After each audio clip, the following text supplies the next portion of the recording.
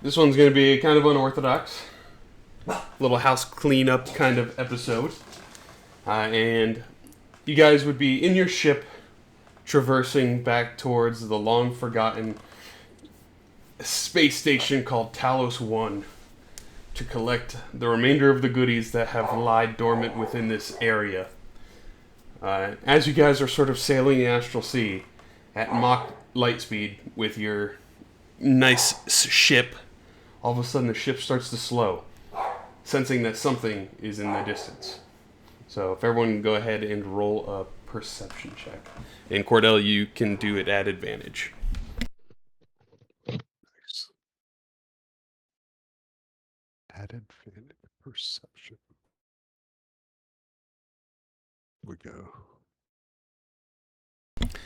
In the distance, so far, just... Oh, wait, no, William joining in here, and... Sorry about that. No, you're good.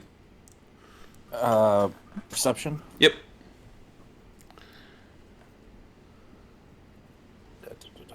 Put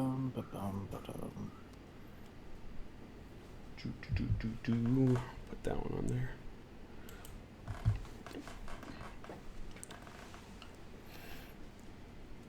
Wow, okay. So we got Edward, Cordell, and Jericho. You notice in the distance there seems to be a ship that looks very similar to yours, heading in your direction. Goonway notices a little bit further, off to the northwest in front of you guys. There is a second ship that also appears to be approaching in this direction that is the shape of a scorpion. A very rough shape to kind of make out that blends in with some of the space debris that you guys are drifting towards. And as you are starting to pull into this area, this like sort of clearing, getting a little bit closer to the other ship, it seems to be trailing onto you guys, and you see a couple of ballistas firing in your direction. So we will go ahead and roll initiative real quick as we kick things off.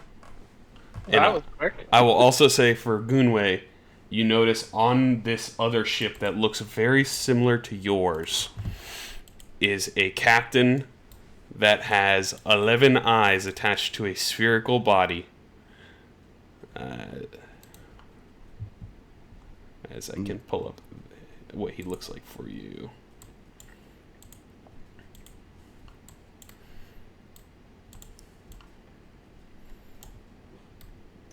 No. Eye monster, eye monster. No, not the eye monster. Behold. Let's see, saw that. Oh boy. Put I them hate all in that. monsters. Okay. We go ahead and throw some music on, and we will kick this off. When you have a moment, can you pull up the combat guide Yeah, it should be in the combat tracker already. It's at the bottom. at the bottom? Yeah, just right-click the square bubble.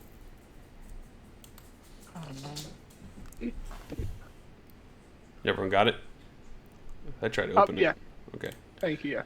Yeah. So you can use, and this is what the ship looks like. It looks very similar to yours, except it's a little bit beefier because you guys had most of your ship stripped, so it goes quicker.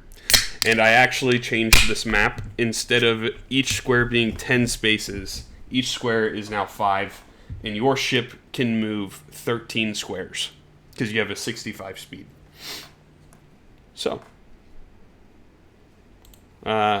just a reminder for y'all, you can use a ship action or your own, and you can either move on the ship, which I can also forgot to pull that one up. Spelljammer ship. I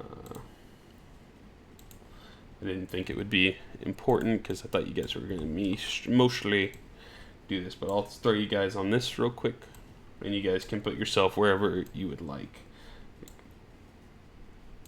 I assume Kenway would be there. Alrighty. So, you can use a ship action or your own. You can move on the ship, except for the captain who controls the boat. And we'll start off with Grape Shot. And the distance currently is 200 feet. 100 feet. Okay. I was just about to say the mangonel is within reach. In the powder monkey, I think I would be probably manning one of the weapons anyway. So I think I'm going to the ship Scorpion.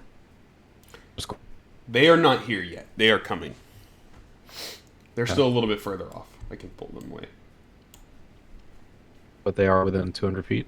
Not yet. No, they'll be here kind of next round. The other space galleon, is that also an enemy? That appears to be the one that is helmed by the spherical-eyed monster with 11 Oh, eyes. those are called beholders, aren't they? Yep. Okay. Yeah. I'm so excited to fight this beholder, guys. Greenway says nervously. He's looking at me weird. There's beauty in the eye. I have the boulder. Is the 11th within range? The 11th. So that would be the captain. So the captain would be similar into your location, kind of like where Kenway is. How he is on the second layer of the back of the boat, tucked into the window there. Because it is the exact same as your ship. Okay. So I feel like I would probably, even if it's at disadvantage, I feel like I would fire off a shot from this distance. Okay. Using the mangonel. So the mangonel will just be a straight roll for 200 feet, unless you're aiming particularly for the captain, which would be harder to do essentially. No, I feel like I would just target their ship instead. Okay. So go ahead and roll a d20 and add 5. Okay. Or you can drag it off of the ship's stat block if you would like. Let me do that. On to the 11th. The 11th is, the ship. 13 Yeah, just misses. Damn. As you pull back on the giant rock, launches and just misses. Okay. I'm gonna, I guess, get to working on loading up the next shot, and I think I'll just stay put, manning the mangonel, All right. helping whomever. Sounds good. Jericho.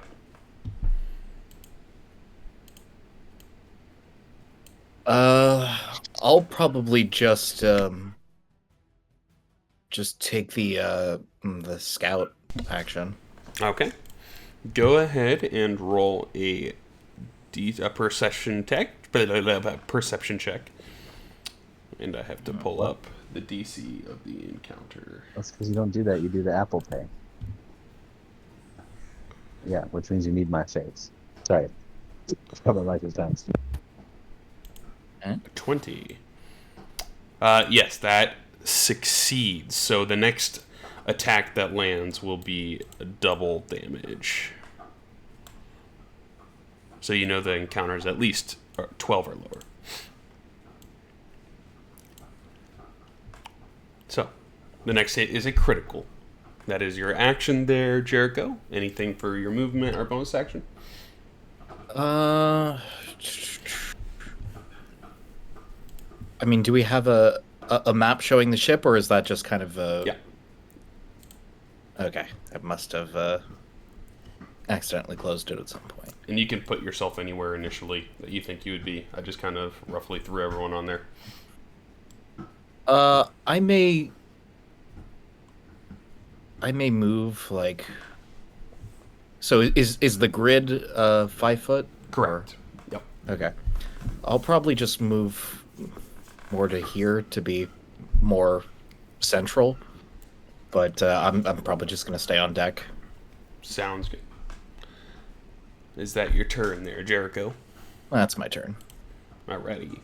Bugged Bear is going to roll a perception check against you guys. He probably will not succeed, but he does not know. He fails. That will be his turn. Cordell. All right. We are still basically out of range of the other ship. The Mangonel we're- does hit the other ship from here. The Scorpion ship is not here yet.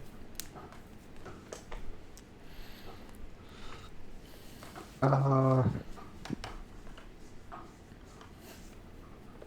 want to do a scouting action, or do I want to do the mangonel? Then the crits do stack. Okay, so this is ranged. Scout. So, Look at him with the bajillion damage.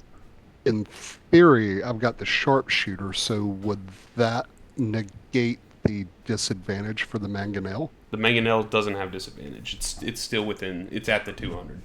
So It's at 200 feet. yeah. Perfect. It's perfect. It's right at the perfect distance. All right. Yeah, I think I'm going to do mangonel on the enemy ship. Okay. I got too many maps open here. I'm going to close the ship We map. should have just done a full round of scouting, bro. Really? You think so? All right. I'll take Hunter's advice. I'll do a scout. I want to see somebody use the mangonel at some point and just absolutely obliterate this thing. Or right. Roll a perception check, Cordell. And the DC is at least or at most 20. okay. Is this at advantage or disadvantage or Just a normal roll. Mo isn't helping you with this one. That does not succeed, unfortunately. Damn it. It's okay. It is higher than a DC 8. 8 encounter. Okay. That'll be my turn. Okay.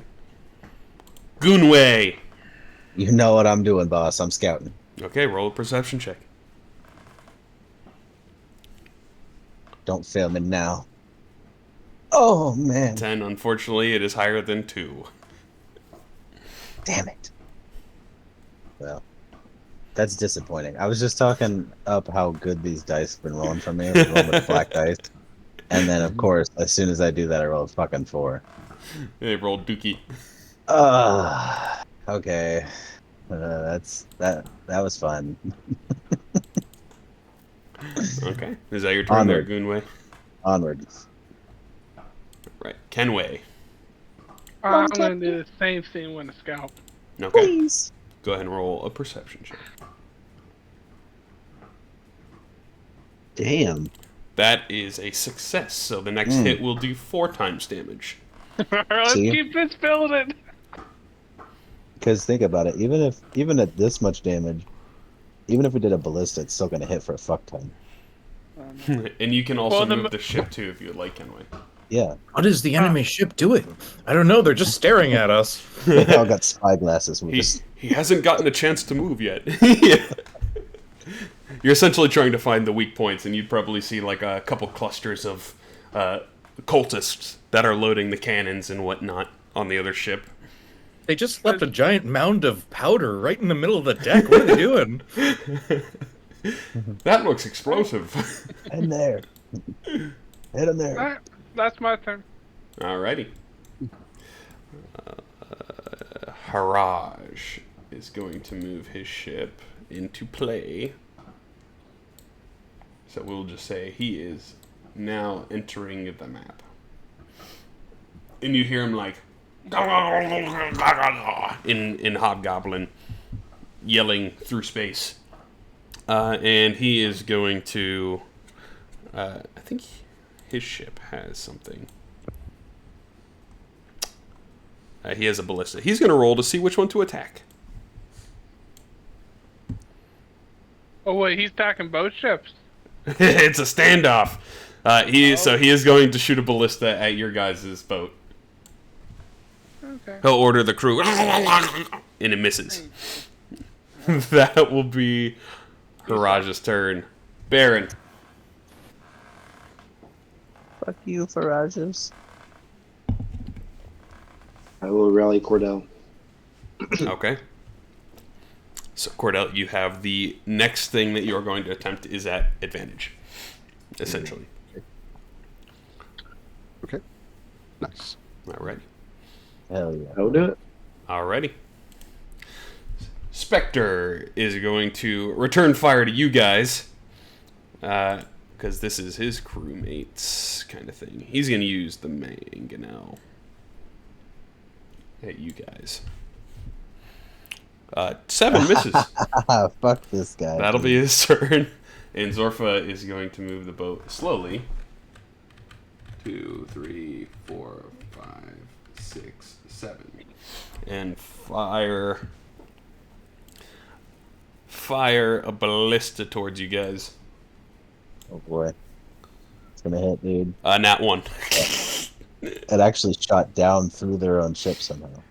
You see a whole bunch of the other cultists. They see you spotting out the one place that has the explosive, the kegs out there, and they start running away.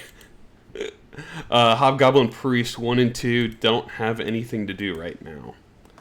So we'll circles back around. Grape shot. I am going to you attacking the 11th Okay. or the ship, Space Galleon. Go for it. Yeah, the 11th.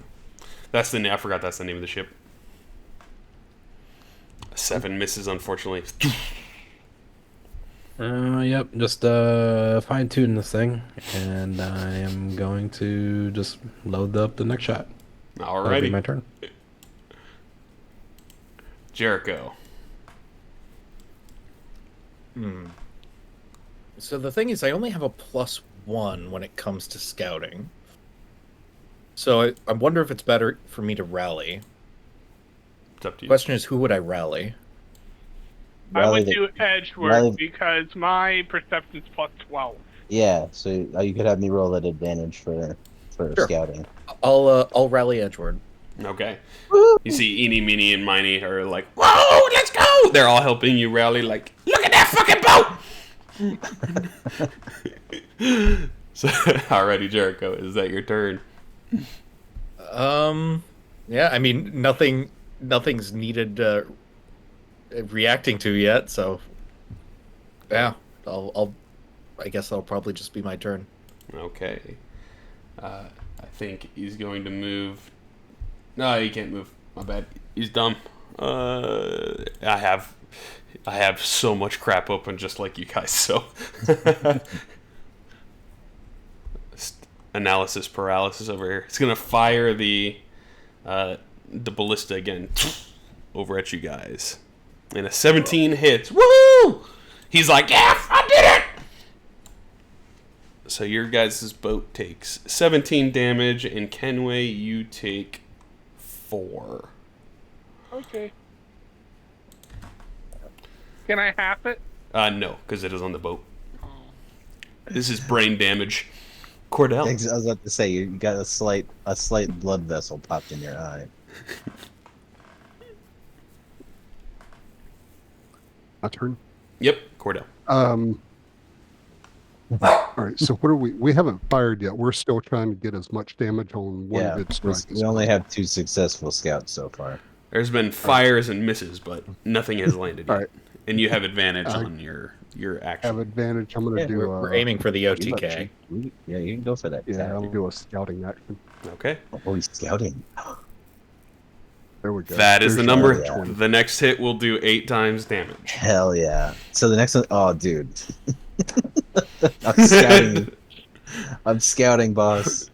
If you could, you just see as the boat's getting a little bit closer to you, you see the the beholder that is piloting the other ship, and you can kind of see some sweat running down the eyes a little bit, like getting a little nervous. So Cordell, is that your action? Is that your turn? Yep, that'll be it. Alrighty. Oh, Goonway. Perception. Oh, My God. Oh my god, you Uh, got it. 16 times damage on the next hit. I like to Oh, think that boy. I'm looking through my spyglass. The beholder's looking at me, and I'm flipping him the bird. You're looking through the spyglass, and you just see the future of this ship about to explode. Oh yeah. It Yep. tells the future. You may have more eyes, but than one of us, but all of us combined have more eyes than you do. Yeah. And a middle finger. You don't have any hands, bitch.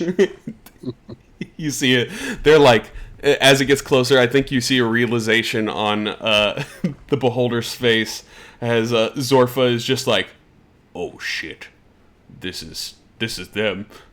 So is that your turn, Goonway? Yeah, we really be out there, boss. Kenway. Yeah, I'll do the same thing. I think yours is just an auto succeed because you have reliable. Yeah. So yes, a 32 times multiplier on the next hit. What's your guys' highest that you've gotten to? This. Mm. This is the highest. We should do one more round. See how high If we we, can get. Dude, if we could do one more. This, they're Just to see already how much going to damage. explode. We do it. I mean, we could do it. Yeah, but how spectacular can we make it? That's up to you That's guys. That's true. So is that your turn, I'm gonna Kenway, leave or would you like to move? Yeah, I'm gonna leave the ship here. Move it there, or leave it there. Yeah, I'm gonna leave it there. Okay. Oh, this is Alrighty. gonna be good. Is that your turn there, Kenway? Yep. Haraj. I thought I clicked that. 1, 2, 3, 4, 5, 6, 7. So he flies this scorpion ship towards you guys, which I can show you what that looks like real quick. It is just a giant scorpion that they've turned into a boat. That's pretty cool. So as he flies this thing over, he is going to use the claw attack of the ship on you guys. The claw. Yeah, we'll go with this one. There's a 8. Wow, I need to change my dice color apparently. No, you can keep that dice color. That'll be his turn. No, Baron. she's changing that. That's okay with us. You're fine. Rally Cordell. Okay, rallied up. Oh, dude, these ships are not gonna know what hit them. Rest in peace. It's the bees, bitch. Okay. I'll go inside so I'm not target. No, do. Sweet, sweet. All right, spectator. Wow, our order was picked up, dude. Going to use use the mangonel on your guys' boat. An 18 hits. Woohoo! He's like, yeah, I did it again. So this time, your guys' boat takes 37, and Kenway, you take 9. Oh no! Not 9 damage, Captain. Are you okay? All Oh, right. I'm fine. That's just a scratch. Zorfa's gonna move it. That's a bit. That's more of like you ran a spontaneous nosebleed. How far are you guys now? You guys are. Okay. Cordell. You're going to see a beholder floating on the side of the ship. And then all of a sudden a green beam fires in your direction. Okay. Well, it was nice adventuring with you guys. Actually. Yeah, you see a green beam fire up at you in the crow's nest. That is a failure. Oh my goodness. Oh. Well, 45 hurts. Pretty bad. You feel it Smart. Still kicking. singe into you, and it steadily is making a hole out of you. This beam looks very similar to what has killed Goonway twice. Ah, yes. I know it all too well. Integration spell. The It's been priests nice knowing you. are doing nothing now. Grape shot.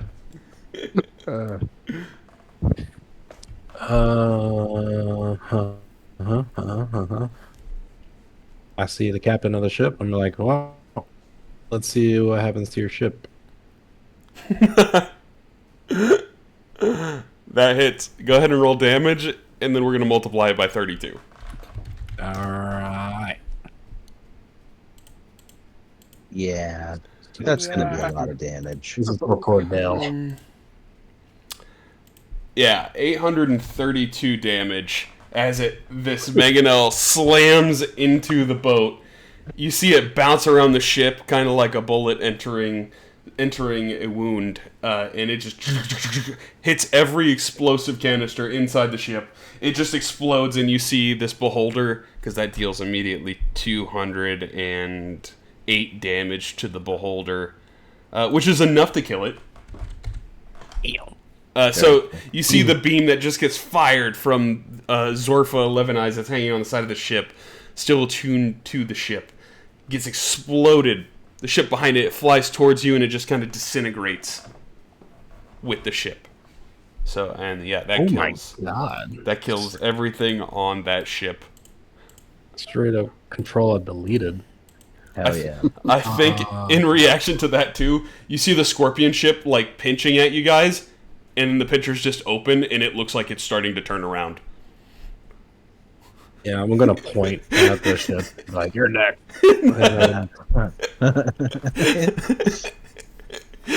Is that your turn, Grape Shot, after sending a nuke rock over to their boat? I told you guys, scouting was the way to go. Is that a Grape Shot? Yeah, that's my turn. Grape Shot, more like Dead Shot. Jericho. Scout. Well, honestly, I'm probably not the best one to scout, first of all. No.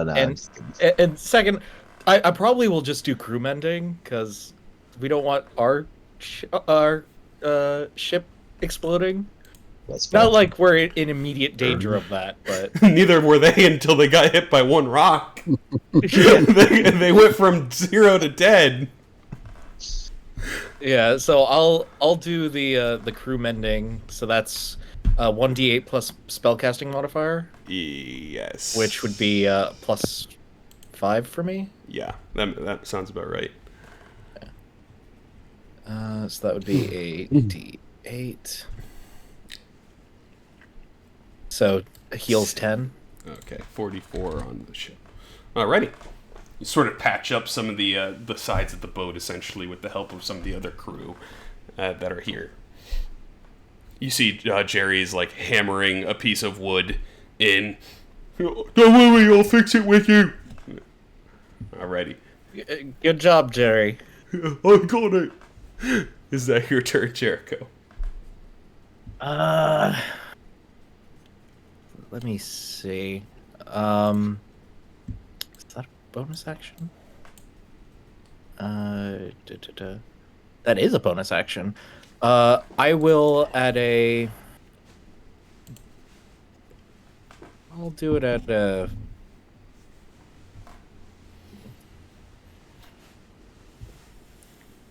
third level cast healing word on Cordell. Okay. Thank you, sir. Yeah. So let me just target.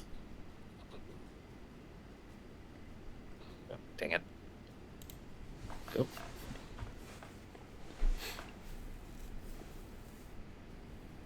Is it not? Sorry. Hang on. No, you're good. Why is it not? There you go. Now you don't have anyone selected. Now you have them all selected. I have them also. Why is it showing that? Okay. You have to have your Hang token on. clicked, and then just control click the one you want. That works too. Okay. There you There go. we go. And at a third level, casting healing word. Oh, dang it.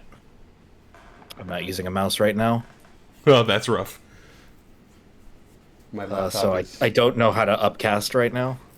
You have a right click on your keyboard or on your mouse pad? No. No. Oh, just It would be a double tap, but... just roll it and then roll 2 extra dice afterwards. Okay, there's 1, 2, 3. So Cordell, you get 4 extra hit points. So 32 wounds. Boom. Nice. There we go. Thank you, sir. Not a problem. Mm-hmm. Okay. And that'll be my turn. The bugbear is going to scout at you guys again. which you guys are level 13, right? Yep. Yeah, so Yes, he we are. has to roll a 21, which only happens never, so he fails. He said, I can't get a lock on these guys. Okay, so Cordell, at this point, you're close enough to their boat too. You see a whole bunch of like little goblins and hobgoblins and bugbears on top of their ship, and you see them panicking in fear after watching the other boat of the one that they thought was more intimidating, so they left alone, explode. And they see you just did that to them in one hit, and they're trying to run away. Yeah, they ain't getting away. Do we want to scout? Have we already got somebody scouted? Not on this one. Them? I don't think we scouted them. Not on this one. Not No. the ship. Yeah, not the ship. Um, I'll goat. scout when it gets to my turn. Hey, we scouting. You know I'm scouting. That's what I'm good for. yeah, I think that's a good idea after we just, they went from 0 to dead in 6 seconds. I like that move. I'm going to do a scouting maneuver on these fuckers. Okay.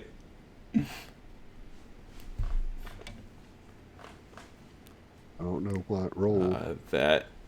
Advantage. Let me look at the encounter DC now because you got rid of half of the DC. Yeah, essentially, so the DC for this one is 15, so that succeeds. All right. Yeah, the CR is 7. Very nice. And, Oh, dude, we're scouting the fuck out of this shit. So it's a 2 times damage now. Oh, There we dude. go. Oh, That'll be my dude, turn. give me that. Hold on. Where's my Well, fucking- actually, I'm going to have my laser rifle in hand. So, yeah, that'll be it. I'm just going to make sure my laser rifle is handy if I need to quit scouting and start, shooting things. That's my turn. Alrighty. Edgeward. You already know, baby. That You is a already know. success. 4 times damage. 4 times damage. Let's go. Get dead. I see the weak spot.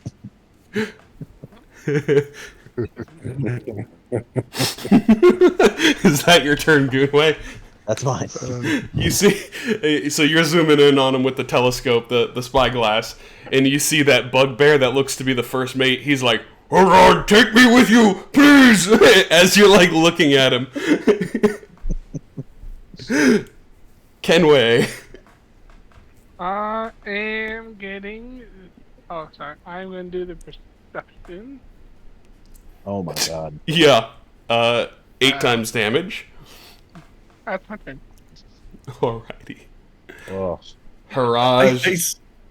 I still love this mental image of we're just chasing after them and we're all intently staring at their ship, looking for weak spots. You're finding all the little cracks and bumps and stuff that definitely look like you can take advantage of I just ill-prepared.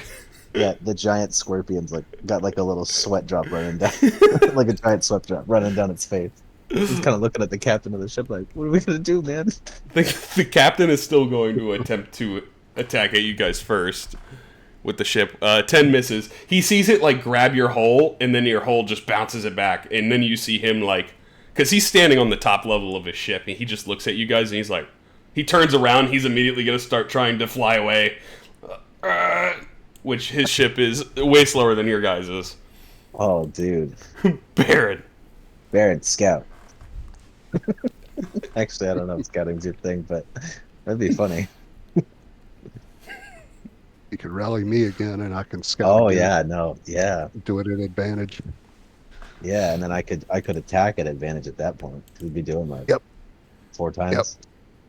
Something like that. That works. I like it. Hopefully. If How far are they? the heart of the dice. How far are they? Yeah. From you guys.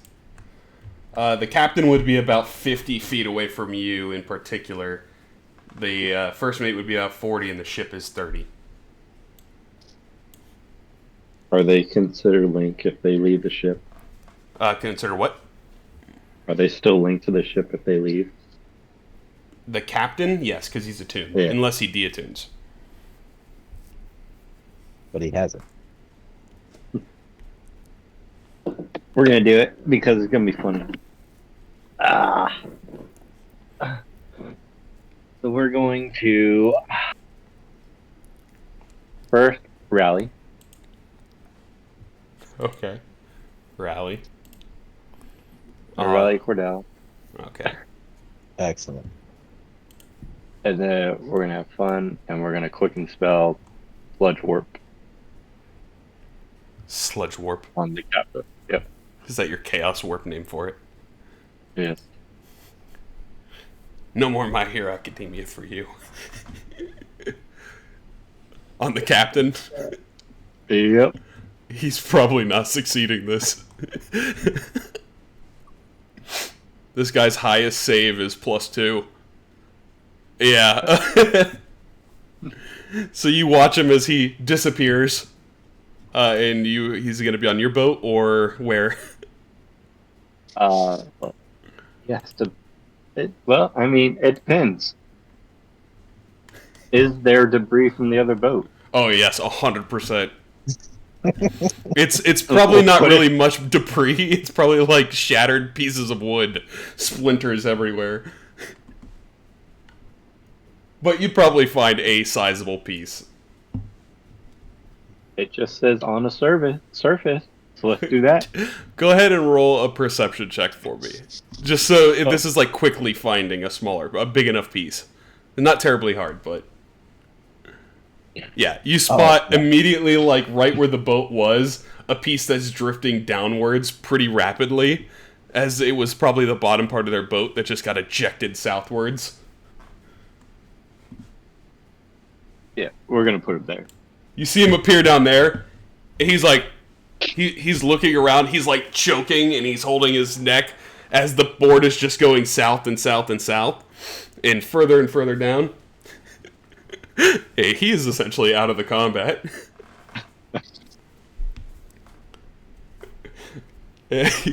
Whoop. They're like was- putty in our hands. You see all the bugbears and hobgoblins on the other boat. They're like, where do you go? Let me go! Like, they're panicking.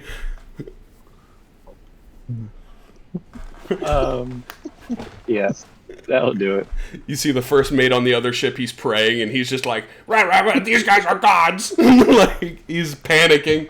And then also, in addition, as soon as you put him on the other plank that is going at like Mach 10 at this point, straight downwards, you see it disappear beneath you guys, and then you see a flash of red light.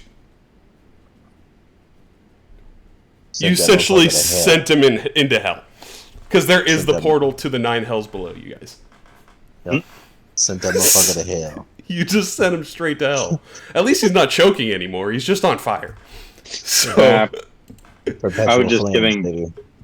I was gonna buzzkill some company, so so these Is two he still alive hobgoblins. down there? You don't know. You don't see him anymore. His essence is down there. These two are going to heal the boat. Okay, they heal at 14. They're But it trying- hasn't- As much as you want. It Hasn't will not been protect injured. you. They're trying to empty water out of a boat that's already got a hole in it, brothers. They are dead and they know it. Grape shot. What's our multiplier at? 8. Oh man. I think we can do better. I am going to rally. Okay. Rally Whomstava. do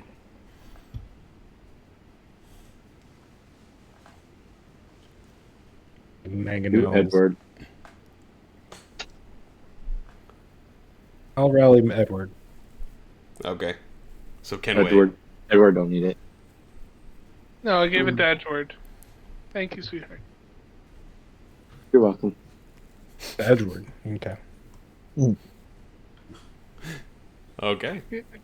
You feel inspired, Goonway, as Grape Shot's helping you out, and you see Jerry. Okay. He's pointing at the boat. Do him next. Do him next.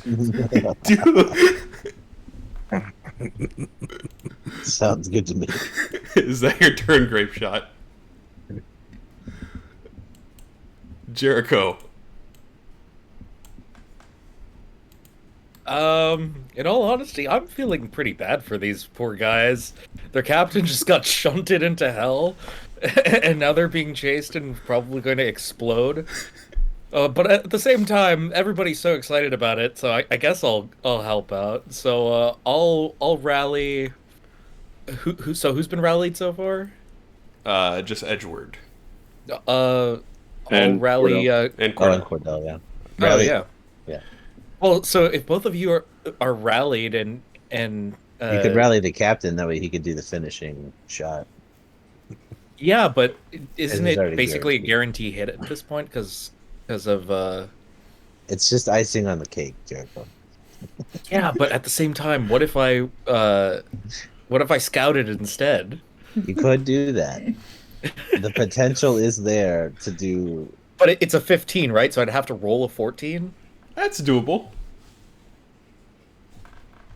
It's like most boss battles. Yeah, sure, why not? Shot in the dark. Gotta go for it. Yeah, might as well. Scout.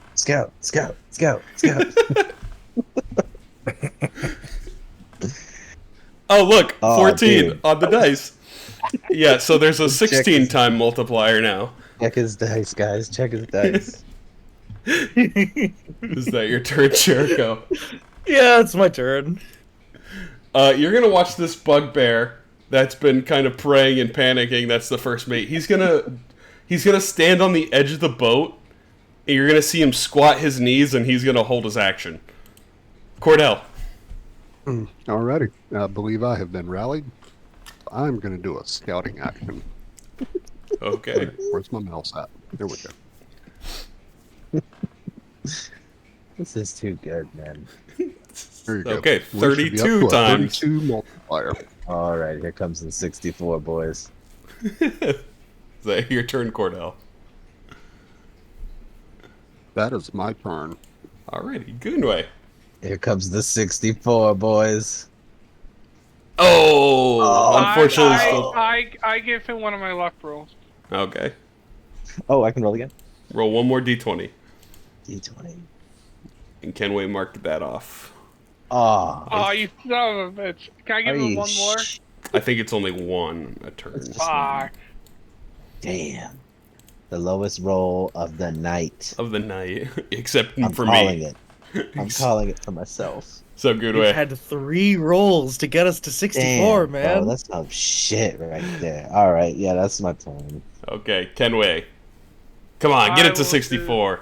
Come on. You're going to feel like shit if you have a 32 multiplier and they still stand up with 1 point left. It is now 64 times. Oh yeah. And let's see how high we can get it. We don't want them to run away, Captain. They ain't gonna run away. I'll keep up with them. Aren't we faster than they are? You're almost double their speed. Okay, so theoretically they cannot. So have them. I will move the ship right here, so we are on their ass. On their ass, you don't want to go around them as a form of intimidation.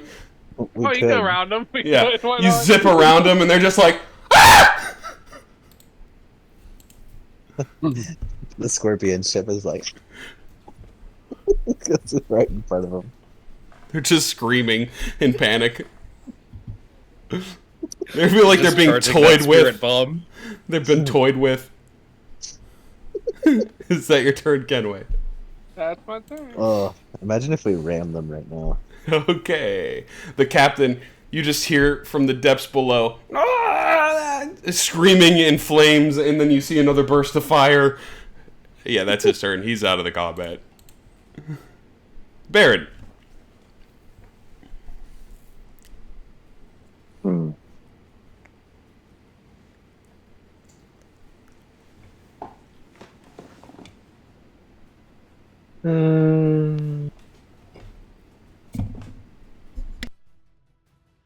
Sure. Rally. Whomst of us. I'll do Cordell one more time. Okay. That'll be a tough decision. We're sitting at a 64 multiplier, and I'm rallied. Do we take the shot, or do we scout again? Ooh. That's a good question. Don't ask me to roll. I failed 3 times, man. Barrett, is that your turn?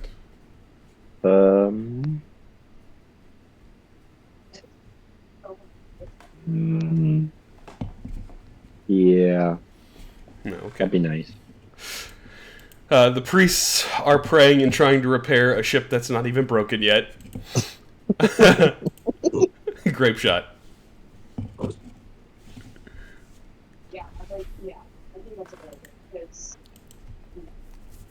What's our multiplier at? 64. I mean, it's probably worth blasting them at this point. Let's try it. I'm gonna mangonel them. Okay. Uh, The 7 misses. It wasn't meant to be. It flies over. You're meant to scout again. It flies right over the boat.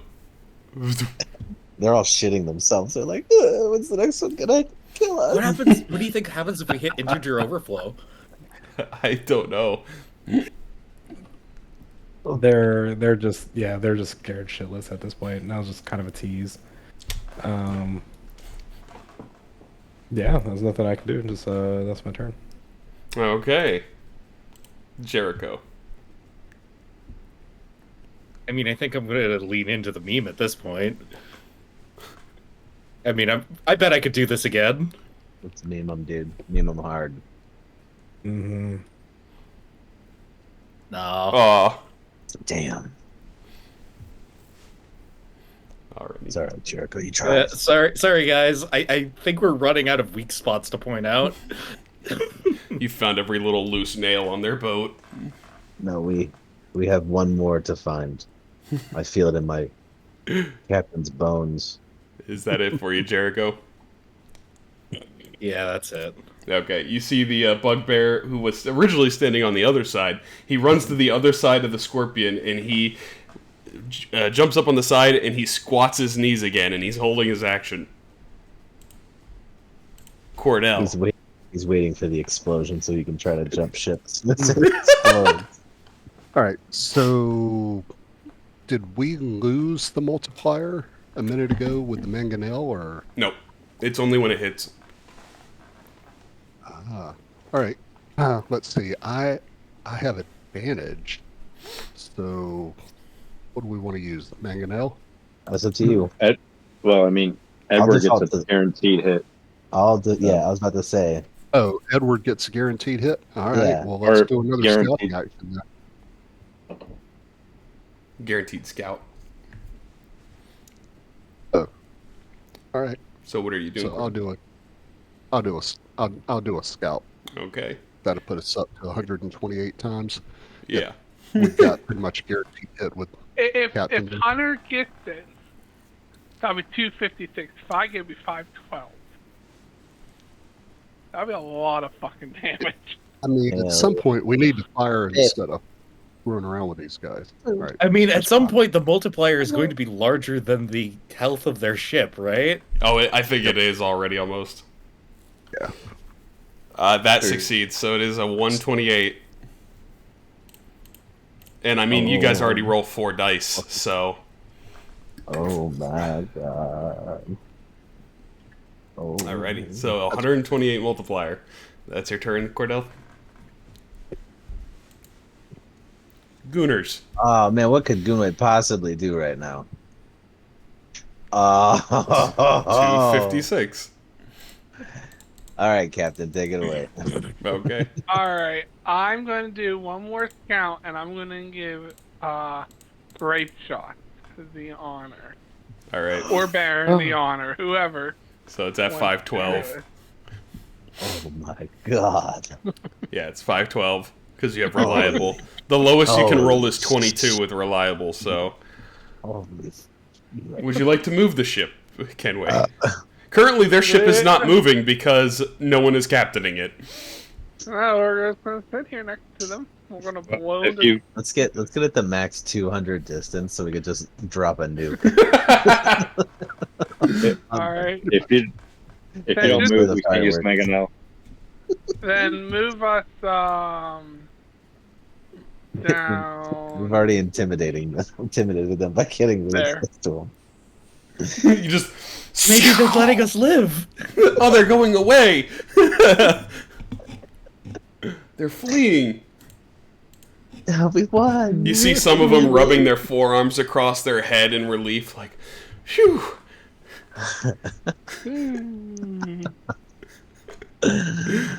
Oh, this is gonna be good, man. Is that it, Kenway? That's it. Baron.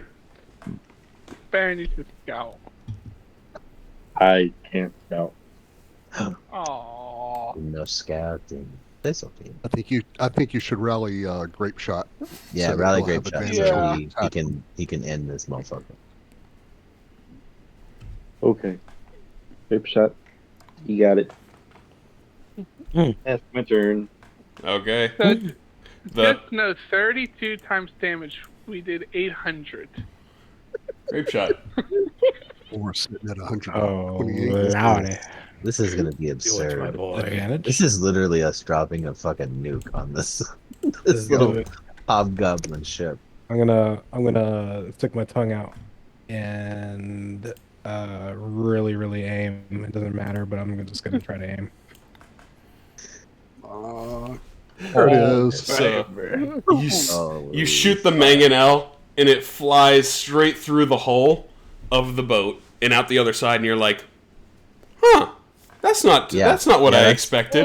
And then like That's a lot. 4 seconds after the hole gets created, the boat just goes quiet and then explodes into the destruction of a star as you do 14,336 damage.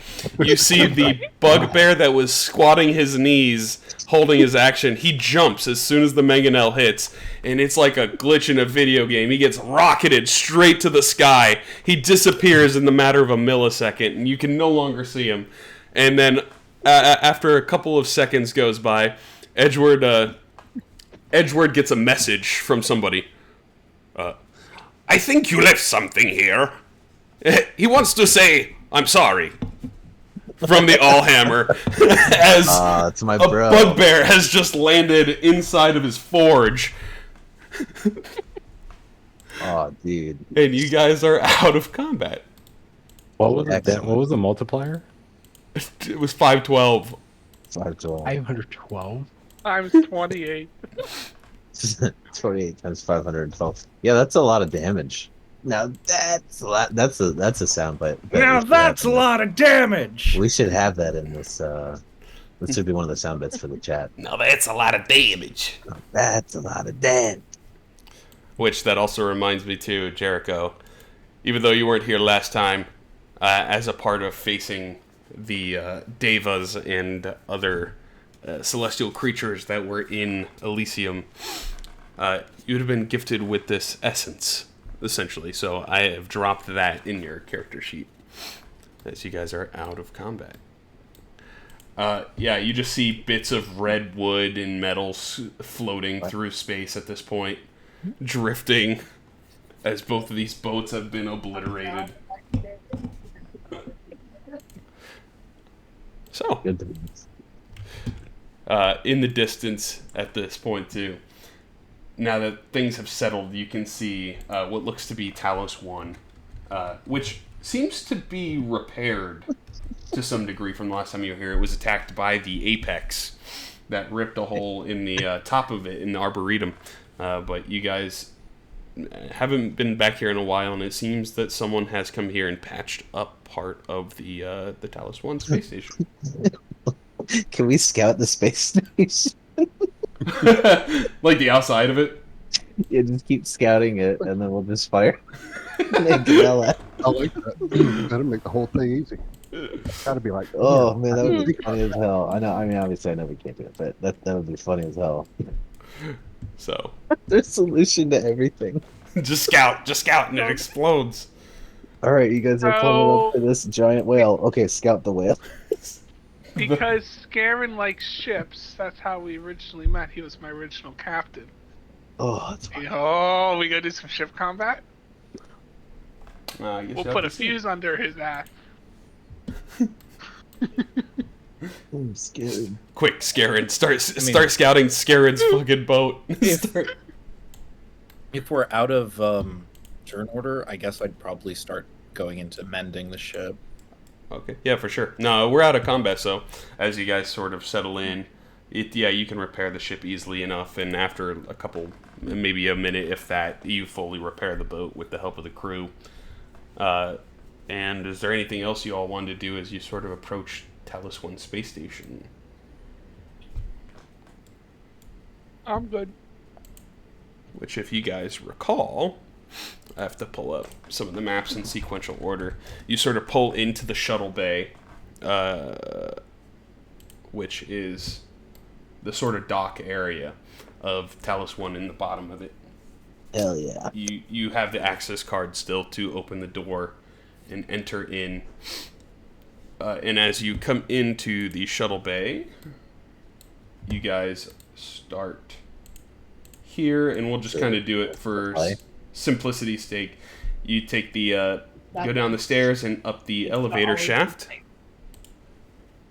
because you guys are returning to the last place here.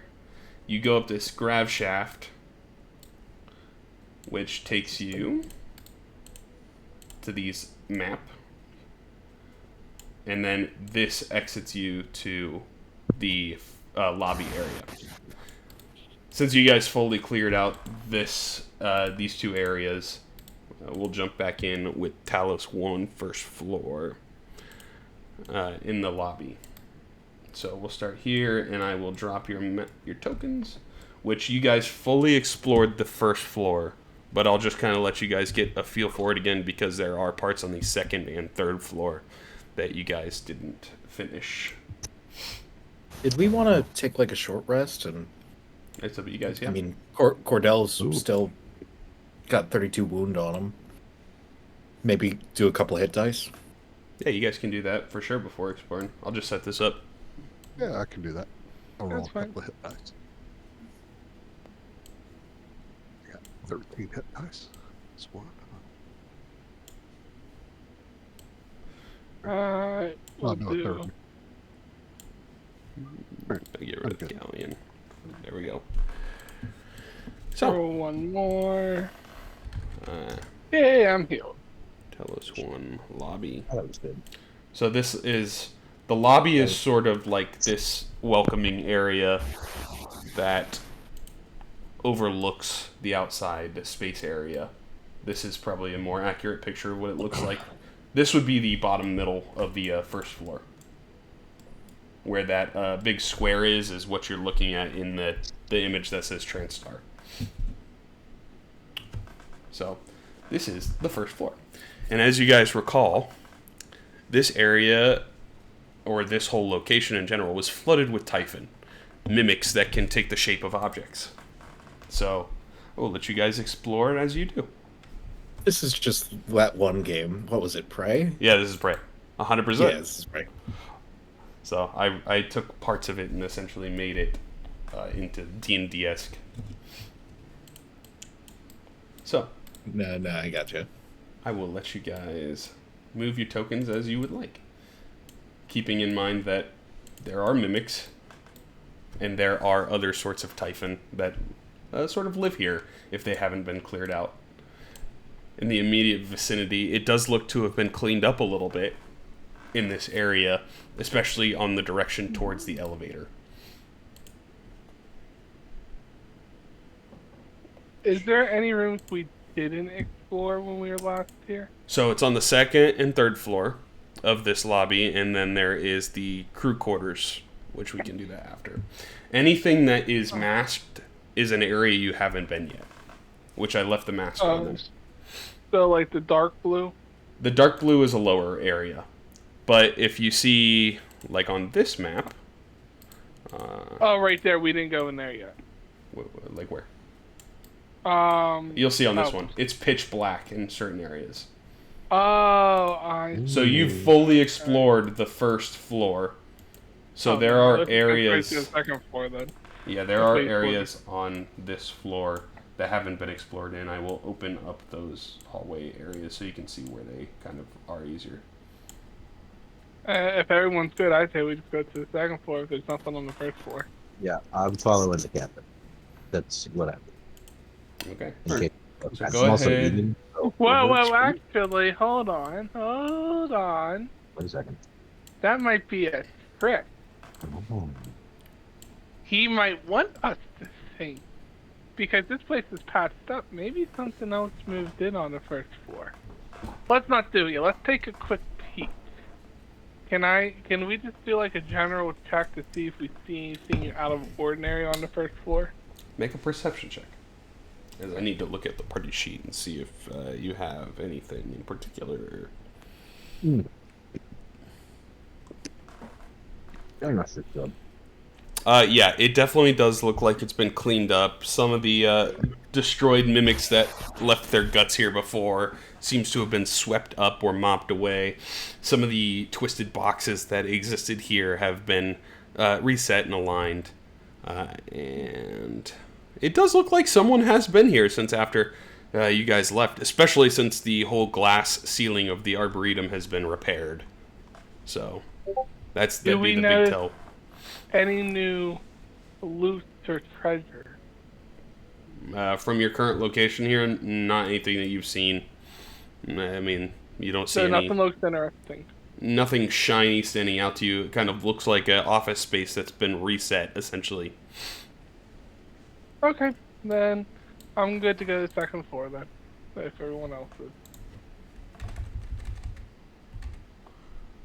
Opening up my maps here. So you have on this area, I can go ahead and draw the pointers. This staircase goes up to the second floor, and this one here, because there's kind of like a balcony above you.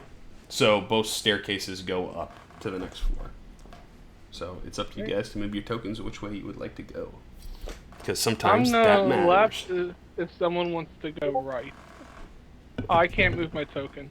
Oh, no, I can. Yeah, they're not If locked. don't- That's kind of strange.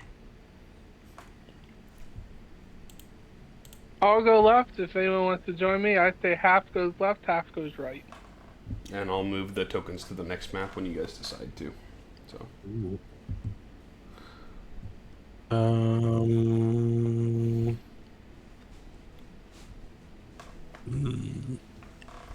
I'll go right. Okay. I just need to remind myself what is the blank rooms that you guys are entering in. Okay. I do recall. Okay. So, you're going right, grape shot. Cordell, where are you headed? I was gonna go hang out with my buddy Grape Shot. Okay. So you guys are heading right.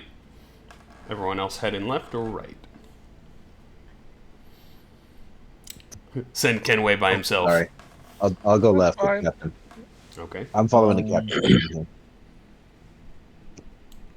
I'll just move you guys over onto the next Sorry. one too. Oh, sorry, I believe you guys. Even go left, right go, odd go right. So I'll go left. Okay. I'll set you guys and Baron. I'll make it even. Go right. Okay.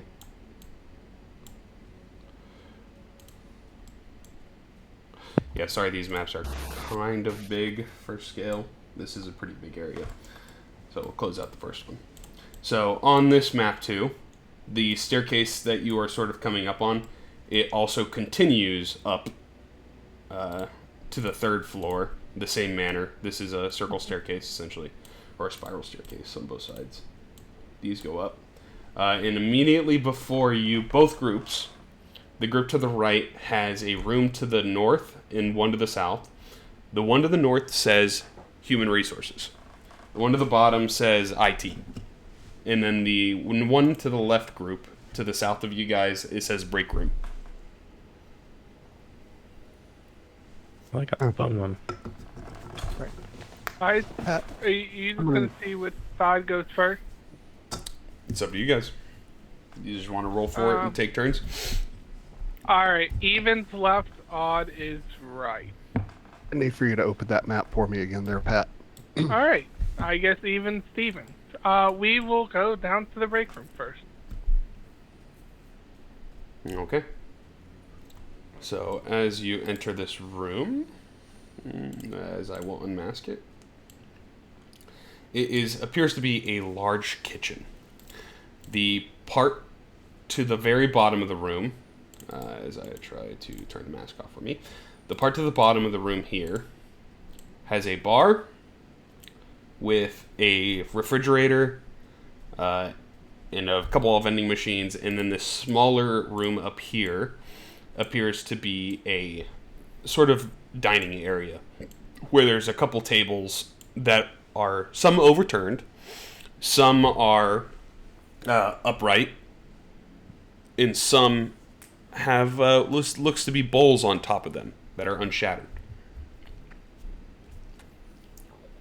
I'll take my gun and shoot one of those bowls. Go ahead and roll a D. Go ahead and roll an attack. Okay.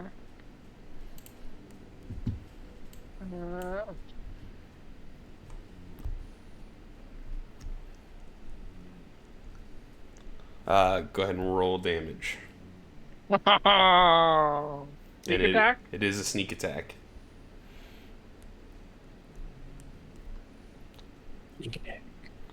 And then we will go ahead and roll initiative for everybody, because even the people in the other group, when mimics die, it does trigger some of the other mimics to come out. So I will go ahead and I have to do this a little bit to make it easier. Tell me I killed that freaking mimic. 100% you did. Okay. You guys are such a high level, most of the enemies here will not provide challenge compared to when they were here the first time. I will say, out of both your rooms, you hear this, which you guys recall, that was the noise of the phantoms, which as both of you are sort of there, you don't see any phantom until you see some of the air vents. They sort of spew out from there and create a humanoid form, so you guys recall what the mimics look like. They are like little inky spiders. Well, we'll drop them on the maps real quick. 2 here, 3 here, and 2 here. And then these are not normal phantoms that come out of the vent. They are special kind of phantoms that appear at the end of the hallway there for you guys, Kenway, and one that sort of stomps out of the HR room for you all. So we will go, you guys roll initiative, I'll roll theirs. Etheric Phantom 1. So out of this HR hallway, you guys on the right side, you see it stomp. And then it teleports in front of you guys, and it is going to use its psionic blast at... it's going to use it at Cordell. Cordell, that is a 7.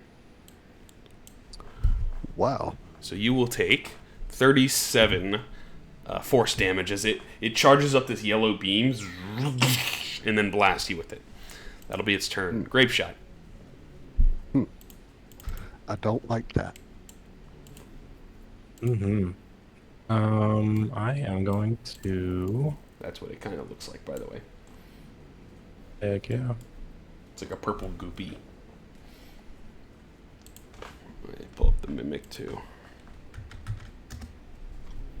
I'll move up a little bit. Going to cast bonus action Harness Mark. Okay. And this is a mimic, by the way, for if you guys don't recall.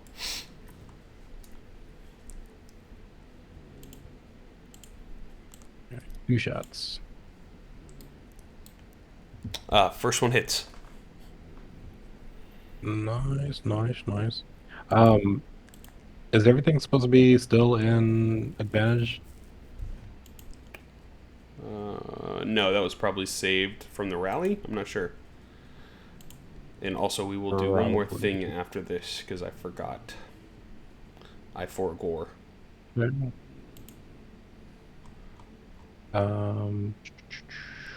like I just noticed a typo. Forgot to do was an attack that just instantly kills all of us. 37, he is bleeding. If he could be bleeding, he's kind of like dripping this purple energy onto the floor and struggling to hold his shape. Is like. Kill it. Nice. One more attack. Oh, A that misses. 14 just misses, I believe. damn. Okay. You really rolled a 2.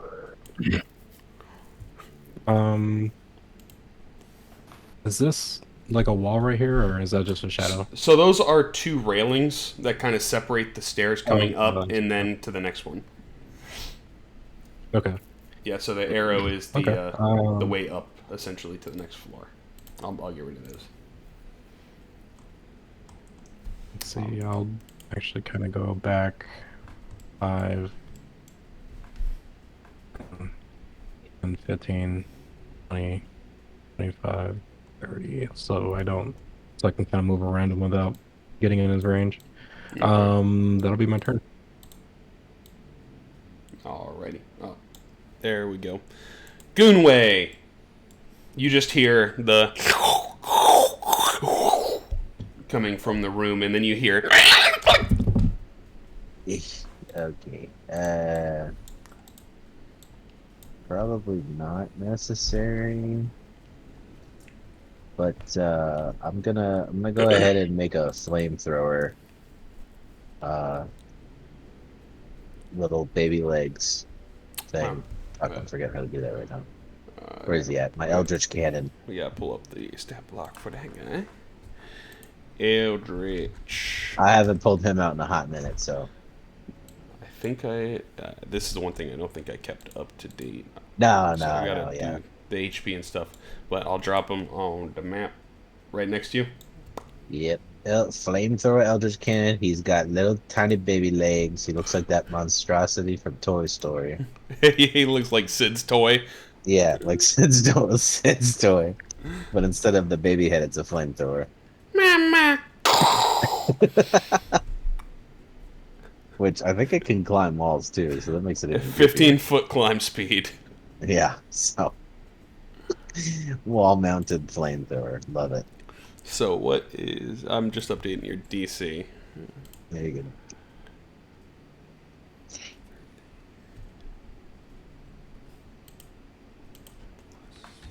I think he's only got half my movement speed though. Yeah, it's 15. His DC went up by 2 though. He's at 18. Nice. So let's see. I guess my Eldritch Cannon will 1, 2, 3. I guess he could move behind the captain, maybe. I don't know. These squares are each 5, right? So Yep. Okay. Yeah. Okay. I guess he could be right next to. Are you okay with that, Captain? You My just have little- a flamethrower up My your little ass. flamethrower between your legs. Right. Just know that Fire you away. can hop over him if this Typhon gets close to you, Mhm. and then he can just start blasting. Yeah. Okay, well I think that'll be my turn. I don't need to move. Okie doke. Cut down here to Cordell. You have the big purple goo monster in front of you, which you speak Typhon. So you hear this creature going, Speak Typhon too. "One of us, one of us." Yeah. Just turn to him and say, "Nah, fam," and blast him.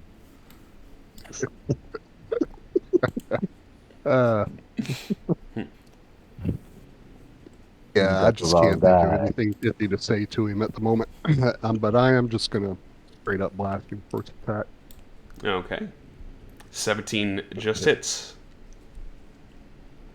15 already. He's looking very. He's harder time keeping his form currently. 31 hits. Right.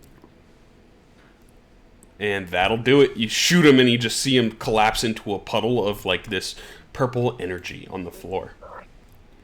Which Alrighty. I don't know if you recall. There is a pool of energy on the floor, and you go ahead and roll a history check for me. I'm pretty good with history. Oh yeah. It's not terribly difficult. So there is the pool of energy on the floor, and you recall if you step in it before it fades, it does injure you. Yeah, then I won't step in it. Okay.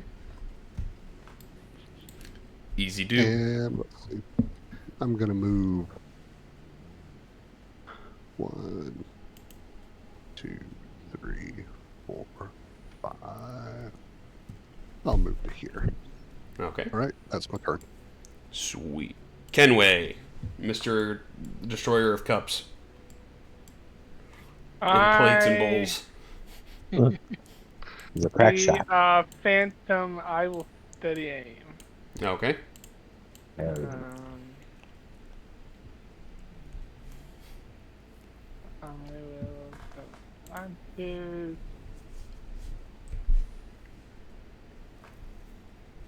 I definitely. That. Well, Do I think get it's pretty sneak good. attack?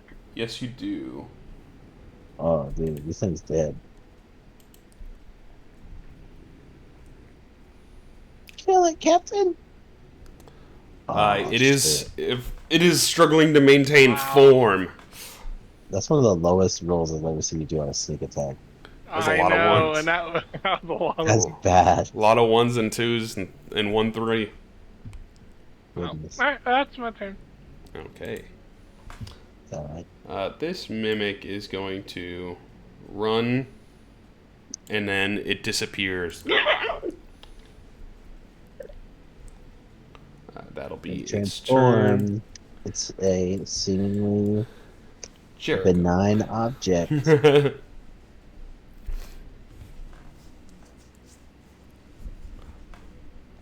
Jericho. Yep. So I guess I'll just kind of come around this corner over here. Okay. There we go. And this one is almost dead. It's bleeding essentially. I should have made my Eldritch Cannon in the shape of a skateboard. We could ride them. Mounted front door. I'll try to.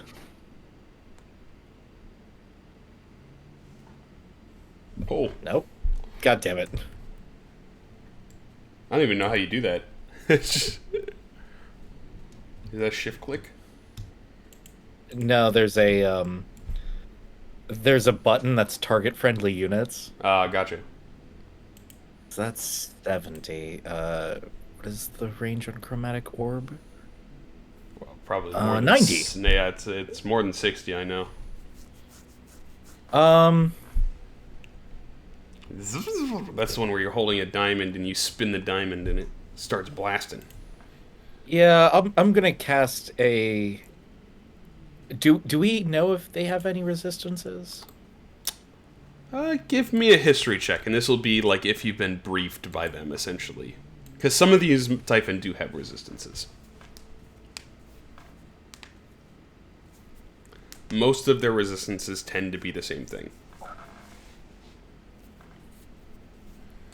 Oh yeah, this is fine.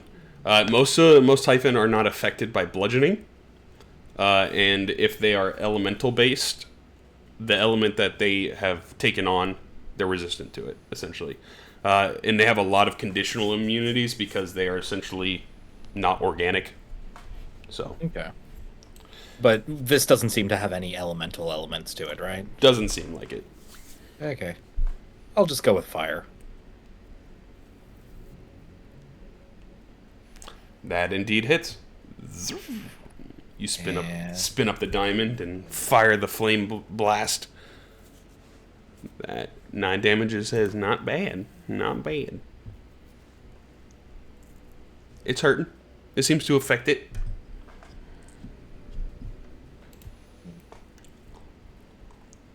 Nine damage. Okay. Sorry, it wasn't 14,300. Yeah.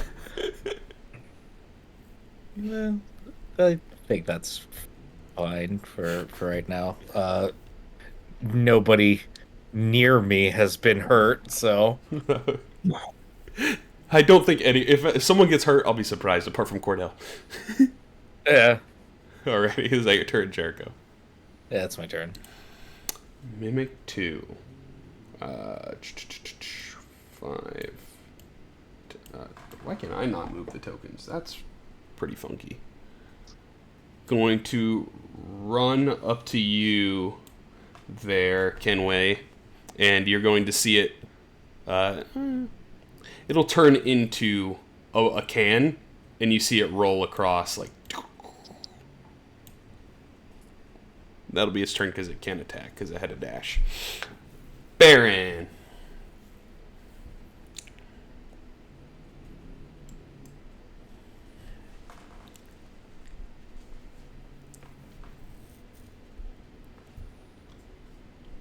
I like the calming space music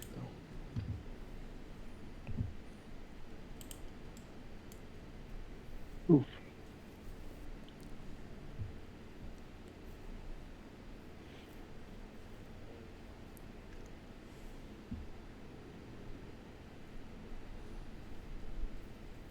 You're too far away, Grapeshot.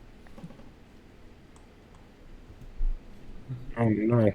Too far away, 5 That's way feet too away much from for you. Yeah. Uh.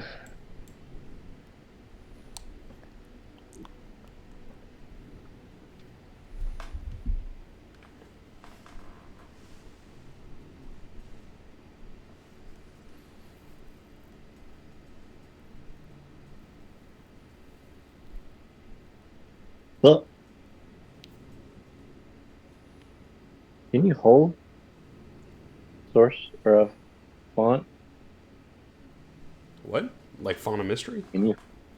No, like if I was to hold a spell with one of the meta magic.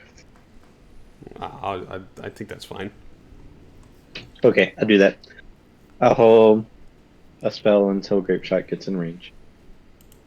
That's I'm what. just moving. Because It's up closer to me. it's essentially when you cast the spell. So you can do it as part of the hold, as part of casting the spell. So. Yep, I'll do that. I'll hold my action till Grapeshot gets 5 feet from me. Okay. Assuming you're going That'd be to it. chaos warp him somewhere. No. This guy, he's going to teleport right in front of you, Kenway. And then he's going to use his psionic blast at you.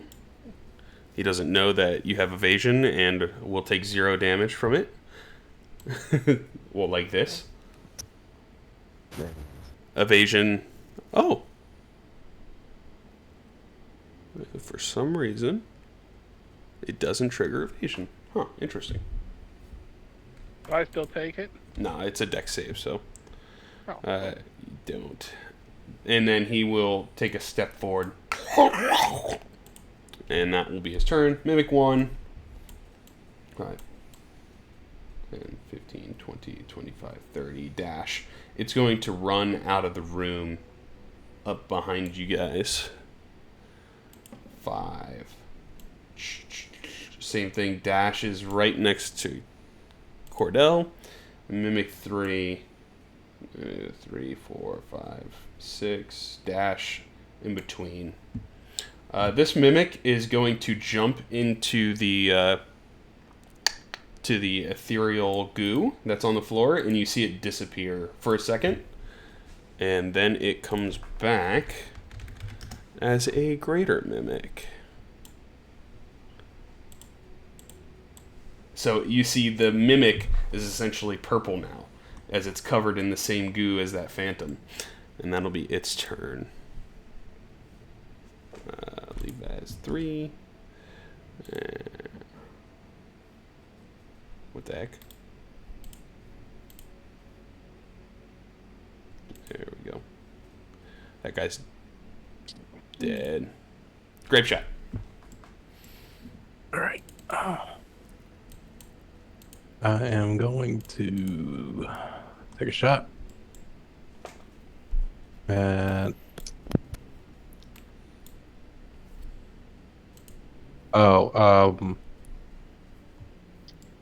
Was Baron holding an action? Until you got closer. Yep. Man, that's kind of far away. So I will, I guess, step over within his range. Okay. All right. Enjoy. I'm casting True Seeing on Cordell and Grape Shot. Okay. Twins. See.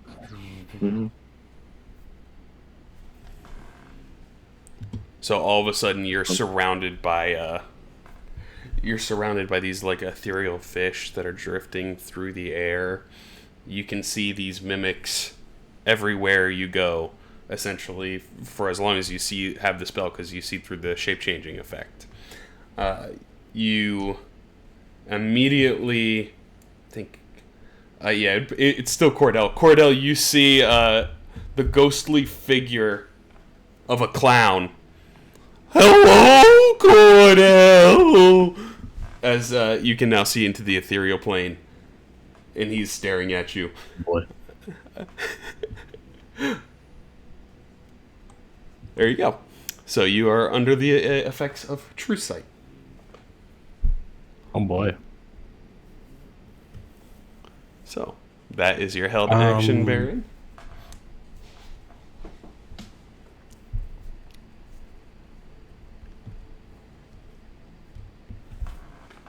Grape shot. Was the eccentric phantom one that was killed, right? Yeah, the etheric phantom. One, okay, because I think I had my hunter's mark on him, so I'm gonna bonus action use my hunter's mark on this greater mimic. Okay, move it over. At all? Yeah. Oh, I guess I don't need a macro space for that, do I? Yeah, I can just use bonus action. Bonus action that, and then shoot twice at him. That hits by a mile.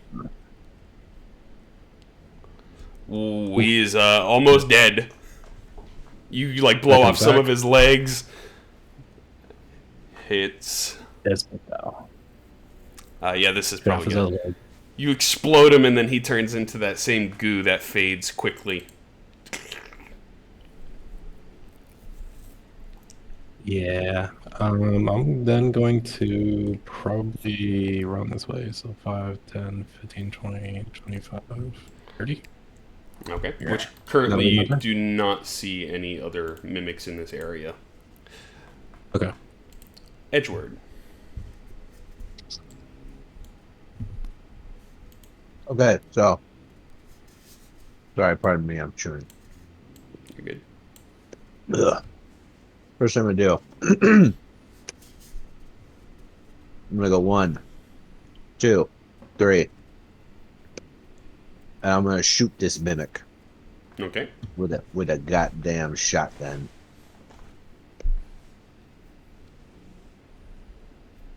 Oh, fuck off. 13 hits?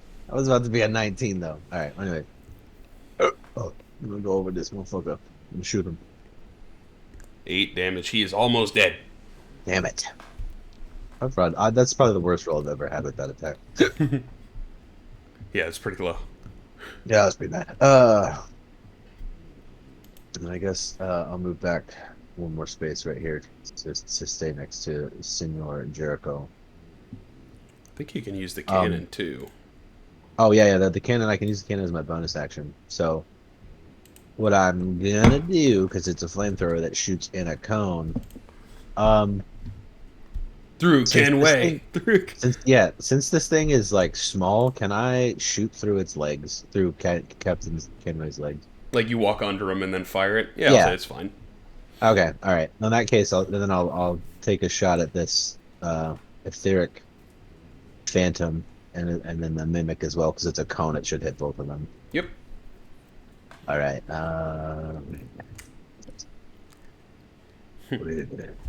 Mama.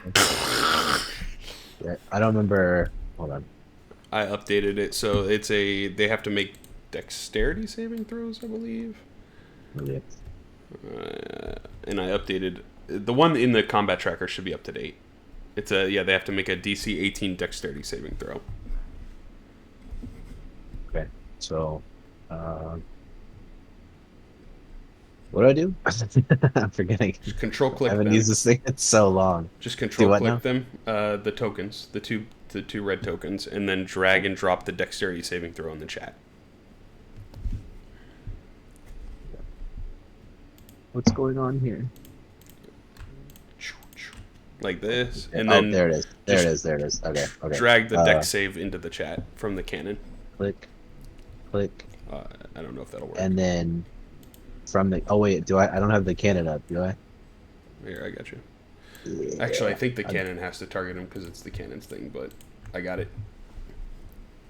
So just go ahead and roll the dex save from the flamethrower thing on the cannons And put it over in the chat. in the chat. Okay. It was 2 successes. They still take half the damage though. Damn it. So just roll the damage in there. It should do it. Alright, damage is 2. Isn't it more? Since I'm I thought it was 3D. Replace. No, it just says to replace the text player with your DC. Okay. I don't think the damage changes for the cannon. Well, because I got explosive cannon as like an upgrade to it. Oh, okay. Yeah. Yeah, so I think it. I don't remember. Hold on, let me read it. Here, just go ahead and roll it, and then I'll take a peek real quick. So, I think. it increases by 1d8. Yeah, you're right. Yeah. Okay. All right. So just roll. I'll roll the 2, I guess, and then you can. Yeah, roll the 2, and then just roll an additional 1. All right. And I'll update the damages. Oh, it's rolling 3. Okay, yeah, I clicked it as you as you rolled. As you Okay, did. perfect. All right, let's just roll that. It's just the damage rolls, not the healing one. Okay, there we go. 12, so 6 to both of them. The one mimic is almost dead. Damn it. The etheric phantom is pretty hurt. Alrighty. All right. Yep, that's my turn. Okay. Cordell. Alrighty. So I've got this mimic number 5. And you have Chuckles the dead clown. Yeah, he's about to be X Chuckles. First attack. 29 indeed hits the mimic. Here's 1. Second attack.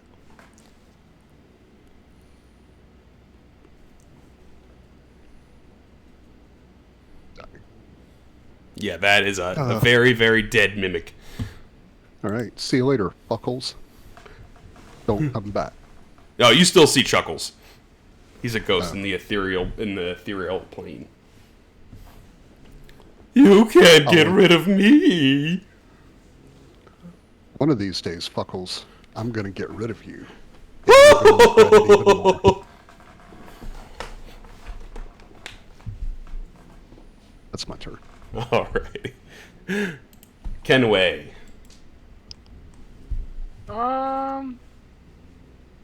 I guess I'll, can I do 2 shots?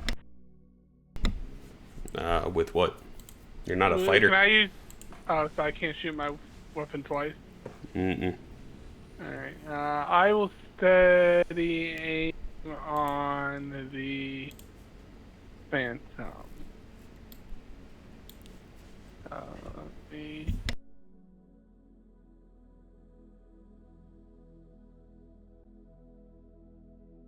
I hit. I assume I have sneak attack. You do because you're in a one-on-one as a swashbuckler. He better be dead. He is indeed exploded, and he turns into that purple goo on the floor. Alright. Go. And since I can't do jack shit against the other Typhon, that's my turn. Okay. Mimic 4 is hidden. Jericho. Okay. So I've got a mimic next to me, and there's one right around the corner. Yeah, the one around the corner turned into a can and rolled into the corner. Okay.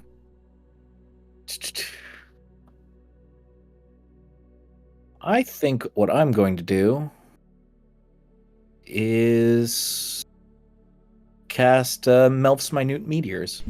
Okay. So you get the meteors pop up Yes. around you. Now I have the 6 meteors, and I believe on cast I'm allowed to throw 2 of them. Correct. Okay. And Melf's Minute Meteors. Okay, yeah. So I figure I can just throw them like right behind one behind the one next to me and one behind the one around the corner. Yeah, that's fine. Okay, so I'll just target them both. Or let me just target you. Target you. There we go. And here is the dex save. One succeeds, the other one fails. Okay. And then I guess I'll just roll the same damage for both of them. Yeah, that's fine. The one dies, and the other one is heavy. Okay. Heavy, bloody. I got rid of the one right next to you. The one around the corner is injured. Okay. So I have 4 more meteors. So Alrighty. that'll... Well, let me just double check.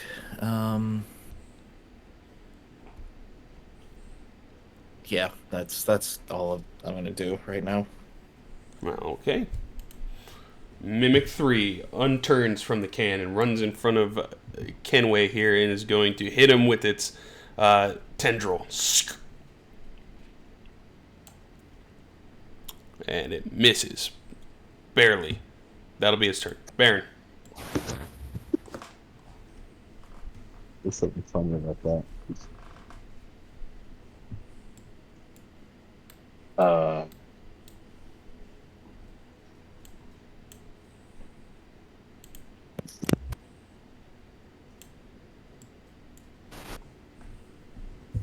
I can use get sorcery points back and action.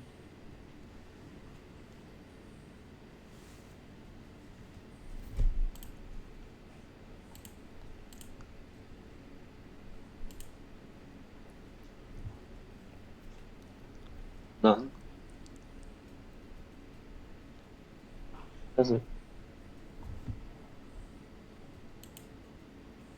That's it? Yeah, just use 4th level to get sorcerer points back. Okay. Alrighty. Grape shot. I am. I don't see any other mimics over here on this side, right? Currently, no. Okay. I think I'm gonna run and dash left. 1, 2, 3, 4, 5. Action dash. 5 and 30. That'll be my turn. Okay. Goonway. I'm moving in for the kill. Can I like squeeze past them in the doorway? Yeah. I'm about to beat this motherfucker's ass point blank with a shotgun. Fire. Fuck this motherfucker. Natural 20. Oh shit, he's dead. You see, as you go to pull the trigger, it turns into a plate, and you just explode the plate. And that is it. You guys are out of combat. I don't remember the last time I killed something, bro. I'm always just the one like chipping away at stuff. Hey, that felt pretty good. Is that how you guys feel all the time when you kill stuff? Yes. Okay. I mean, if I'm being fair, I don't kill stuff all that often. Well, I mean, you were blasting shit with meteorites not that long ago, so. Yeah, but normally I'm spending my time healing you guys, so. Well, which we appreciate. Perfect. I forgot to that mention plate. one other thing in this room, by the way. There is a satchel, like a brown thatch satchel, that is sitting on one of the tables upright. And it seems to be glowing to some degree. Oh, I want that. You got the final kill, Edward. You go get it. I want to grab that. Let me grab that satchel. Okay. You grab the satchel. Would you like to take a look on the inside? Absolutely. There is a med pack, Oh, yeah. which heals people. Hell yeah. And there is a nice pair of clothes that glimmers a little bit. Ooh. Can I inspect the clothes? As you're looking at the clothes, they look nice and shiny. And you can see there isn't a scratch or rip, a tear on them. Oh, yeah. They're elegant looking clothes. Oh, dapper, would one say? They look business cash. Business cash. Hey, that's the goon way, you know what I'm saying? And then you guys know what the med pack is. Okay. And as you're sort of looking at the clothes here, Goonway, you feel a tendril swipe in your direction because there was the one left mimic that I forgot about transformed. that mimic. The mimic. Damn you, mimic. The psychological play. He lured me in with sweet nothings. And he hits. Oh, you bastard. Don't worry, it's a lot of damage. It Boom! was all of 8 And then- damage. Oh, it hurts. It hurts. And then for simplicity's like a- sake, we'll say the rest of you light it up instantly. Like and I it gets stubbed my- exploded. like I ran into like the edge of the table with my shin. I'm like, ow. And out of this room too, you see a whole bunch of cabinets that look like they've been opened and probably looted for whatever food that was in here by whoever has come in here. And we'll cut to the right side crew. The right side crew, you have the HR to the north and the IT department to the south. And the IT department looks to be like a big shiny server room of some sorts. Who wants to go to the server room? I don't know why we'd want to go to the IT department. They don't do anything anyway. Well, they're basically used. Heyo. Yeah. Oh.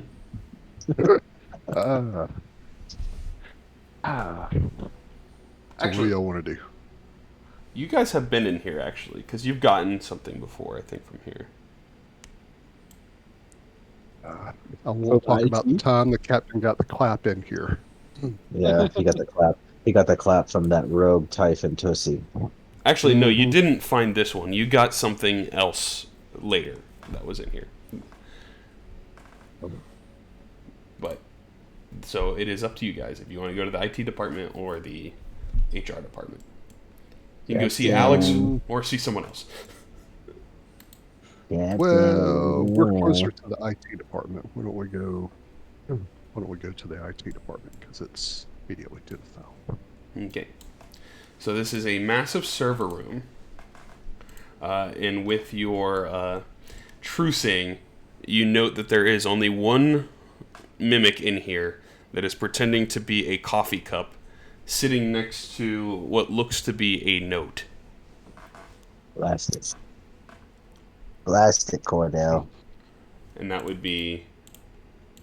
Yeah, I'm going to take aim at it, and I'm going to... but before I shoot it, I'll be like, really?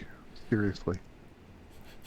Do you really expect me to think that you're a mimic when you're sitting there looking all teacuppy and everything. It doesn't move, but as you're looking at it, the cup says, instead of like best dad, it says best mimic. All right, I'm gonna shoot it. Okay, go ahead and roll attack. That hits. Go ahead and roll damage. Yeah, as you hit it, the coffee cup just goes and falls over next to that note.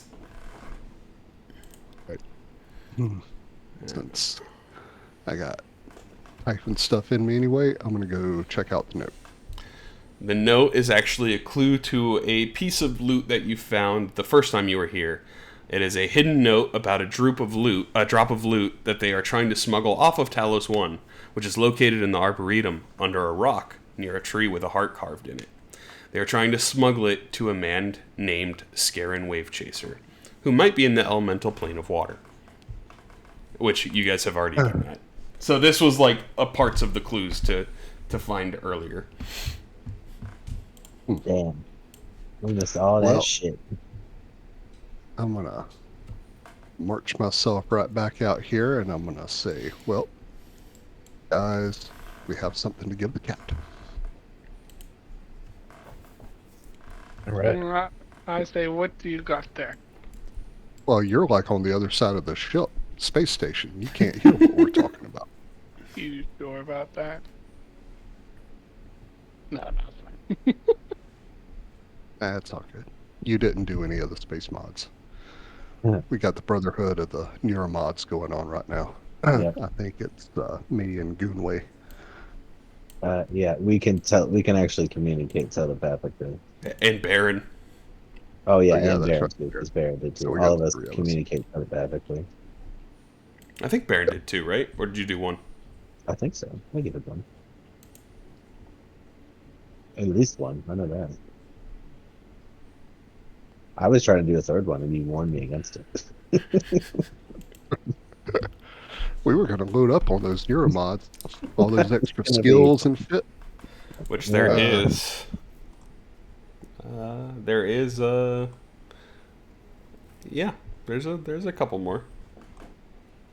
Hell yeah! Give me all the neuromods. The alpha thing is gone, so So I want the ability to turn into to mimic items, so I can hide in combat. You guys can do everything. are you guys going to check out the HR, or are you going to reconvene and check it out? No, let's go check out the HR. HR. Okay. I have a sexual assault claim to file with HR. This is a series of office cubes that have been turned over, paper scattered everywhere, except you see one desk that looks to maintain a lock on it on the far right corner, which, let me draw a thing. This one over here is a locked desk that it seems to be untouched, like no one's gotten into it. No mimics. And you guys have cleared out all the mimics in here that you would see with the true sight. I'm going to go investigate this locked desk. So you see is a traditional kind of like wooden desk, but it has a padlock on one of the drawers. Shoot the lock. No. I have an opportunity to use my set of thieves tools. Ah, hell yeah! I forgot I have those too. All right, I'm gonna try picking this lock. go for it. Go ahead and roll a thieves tool check. So it's just your dexterity and if you're proficient with them. Yeah, I'm not proficient, but I got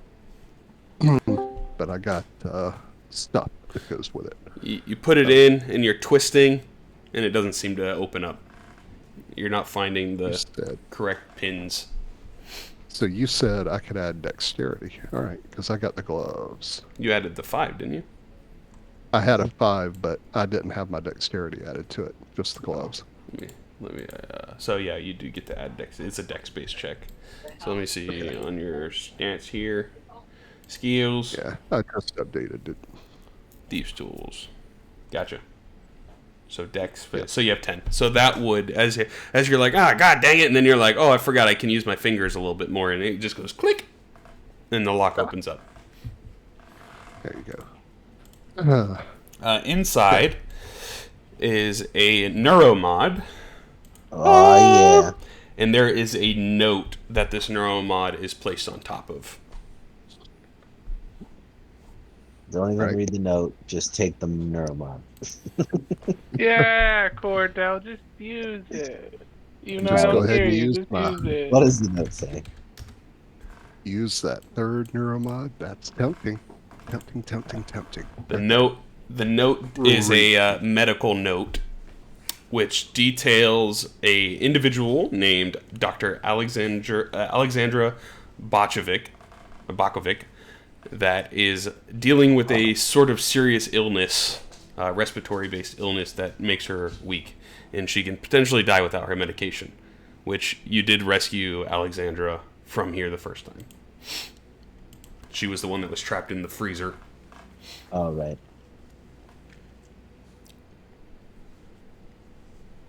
So, nothing about that third neuromod. You do what you gotta do, Cordell. I know if I was next to you right now and not, admiring this very pristine suit that I pulled out of a satchel, I'd be taking that neuromod. Jericho has no idea what the neuromod does. Hey, let's hold him down and give him a neuromod, guys. Hey, Jericho, you want to? We can show you a good time there, buddy. Yeah, here. Let's take an eye exam. This is a neuromod, Jericho. It is a small device that you place over your eyeball.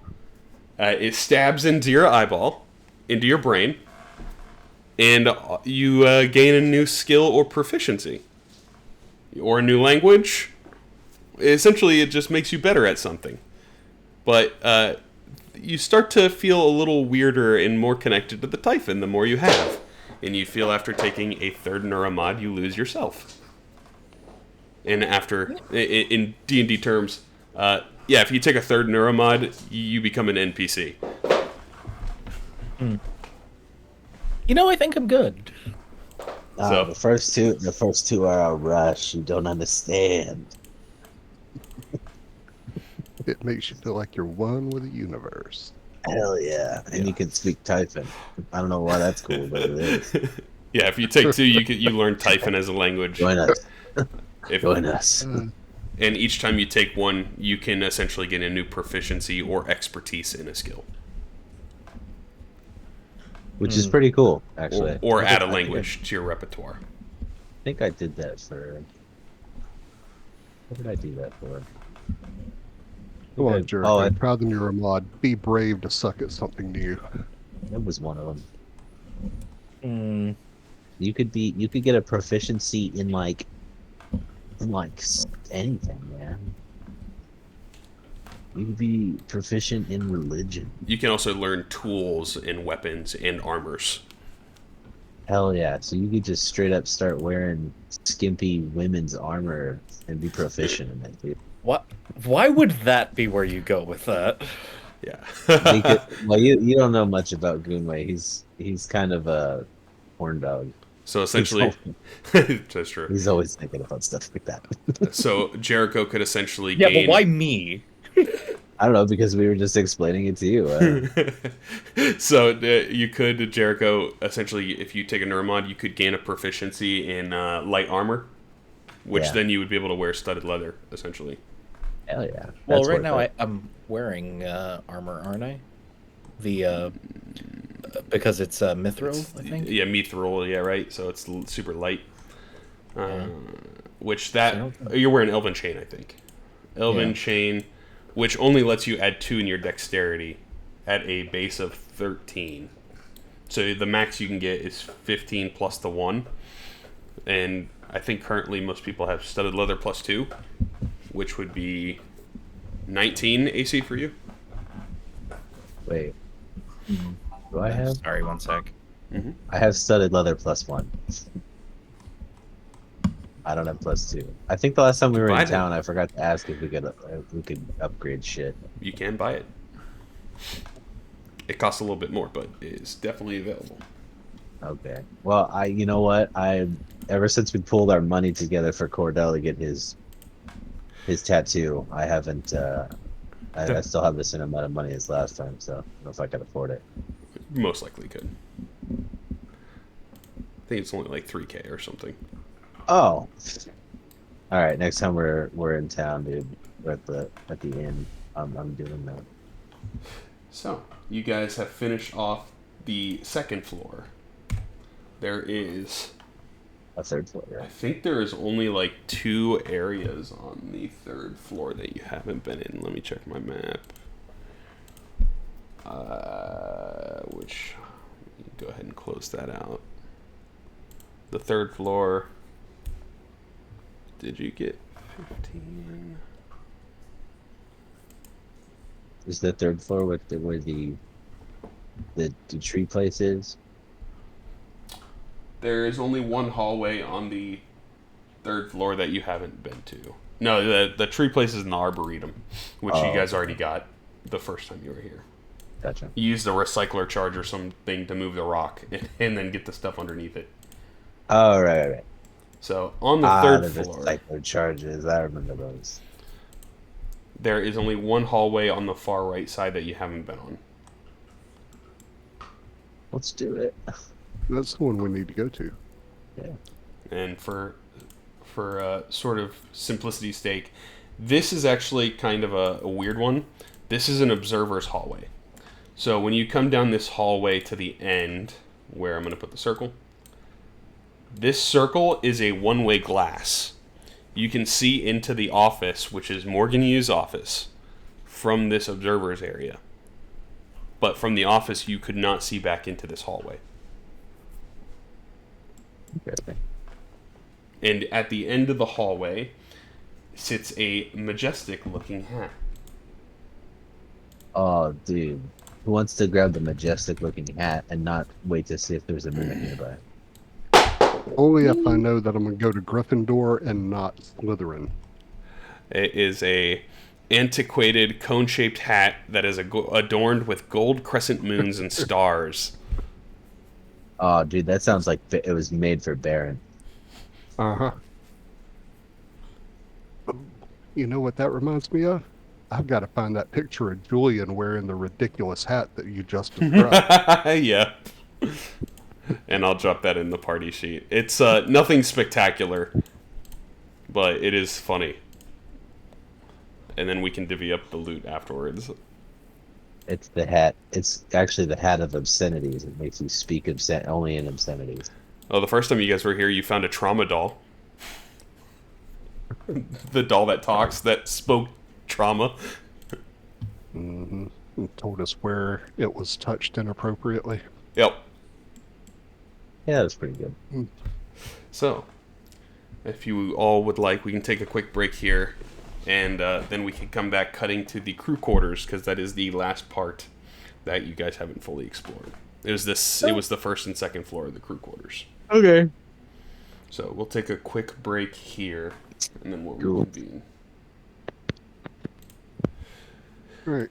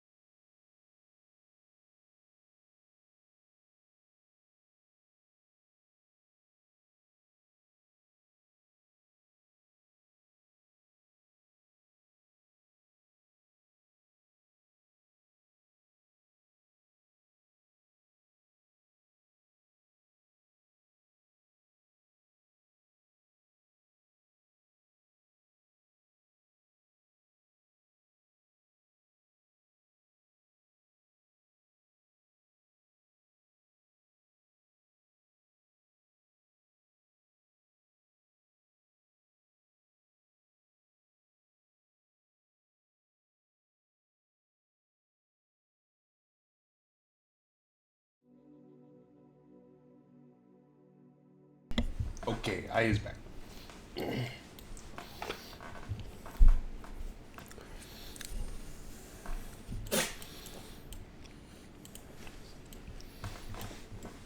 This is the main area you guys didn't really explore.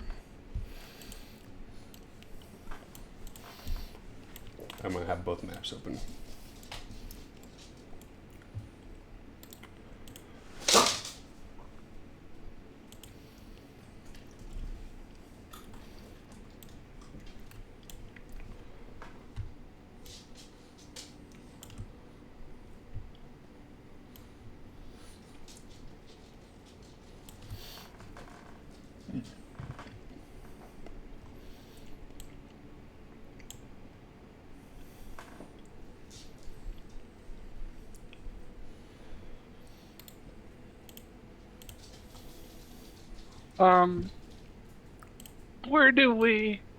Where are we on the third floor? Are we still on the second one, ready to go up to the third? We're just gonna do a shortcut. Do what? Shortcutage. Okay. Because you guys, there was only the one left on the third floor, which is, there was no danger or anything. And the magic item was obvious. Mm-hmm. And I will set you all here. This is the first floor of the crew quarters. And then there's the second floor.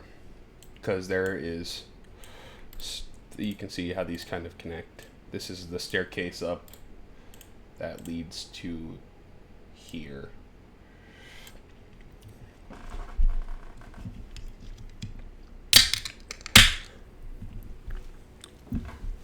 Lord. Yeah, it's a big map. But No, I was looking at Facebook. Sorry. oh, yeah, this map is almost done. The second floor has a little bit, and there's a lot on the first floor. And I need to pull up my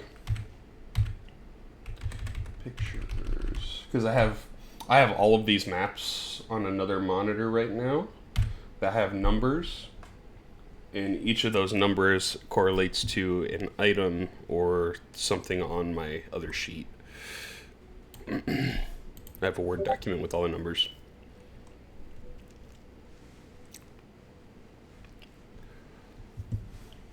Okay.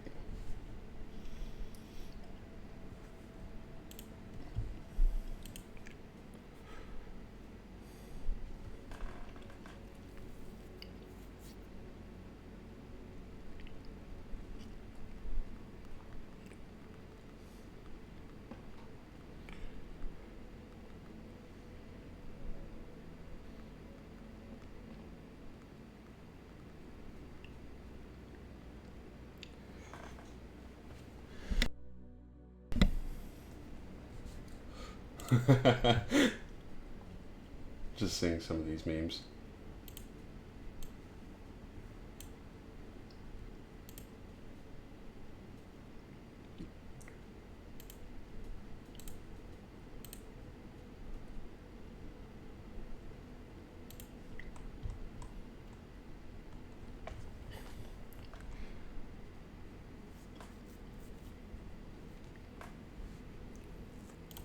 Boop, boop, boop. So I think we're just waiting on Vinny, William, Hunter. Here. Okay. I'm here. Okay. So John, Yeah, Hunter, I'm here. and Daniel. I'm here. Okay. I never left. Hunter? Sargoon. I'm here. Okay, and then Baron. Okay, everyone's back. So we will start here on the crew quarters. So this is the area where everyone lives, essentially, in the space station. The people that were working here originally. This area seems to be heavily cleaned up for the most part. Almost as if somebody has been here majorly. Which also, this is the area where you found a whole bunch of people that were mind-controlled, and you had no remorse and killed them all. That sounds like Yeah. What? Those bodies have since been removed and are no longer laying on the floor. So I will let you guys decide on where you would like to go first, but there are two areas you haven't explored fully. if you go up the staircase immediately to the north of your current location after walking in, this takes you up a set of stairs to a place called the Tulip, which is a bar that exists in the crew quarters.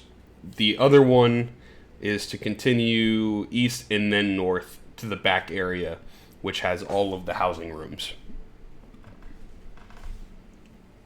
I assume Go ahead, Vinny.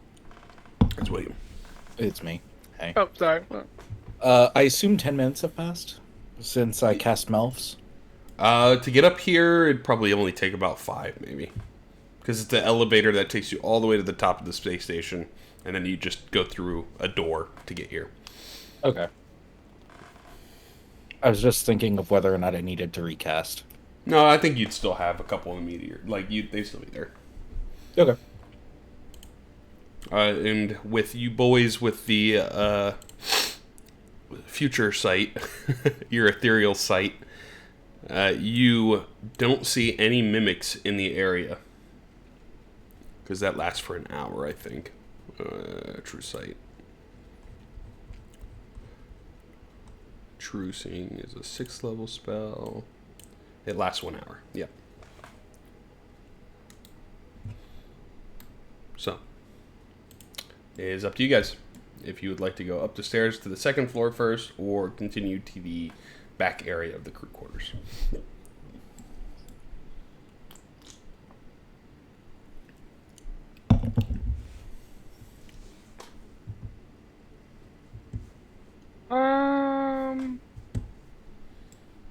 I say let's go back then front.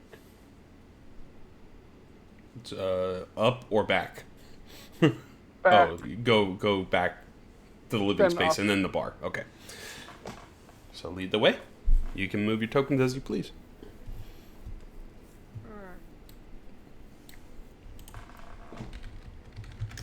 Oh, never mind. So would it be down here? The blacked off area at the top. Oh. Oh, alright. So up here. Okay. So looking at this area too, here, Kenway, going straight north is the fitness center. Okay. The left and the right are just hallways that look like they lead to living spaces. So in this area, you see immediately locker rooms and a staircase that goes upwards on the left side. And I'll just unmask this one now. That is a swimming pool in the far back. Anyone up for a quick dip?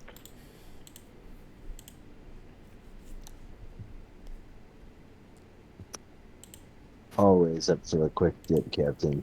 I bet you want to go skinny dipping. Well, no. No, but I wish some hot babes were here to go skinny dipping. Especially just, oh, God, I miss Jezebel. Can I look at the lockers to see if I see anything interesting? Yeah, go ahead and give me an investigation check. It's a smart idea.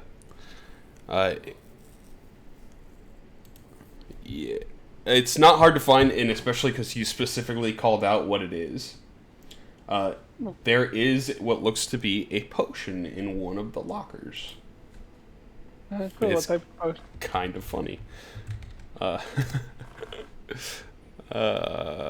me tell you. Oh, I mean, you don't really know, so go ahead and roll a medicine check.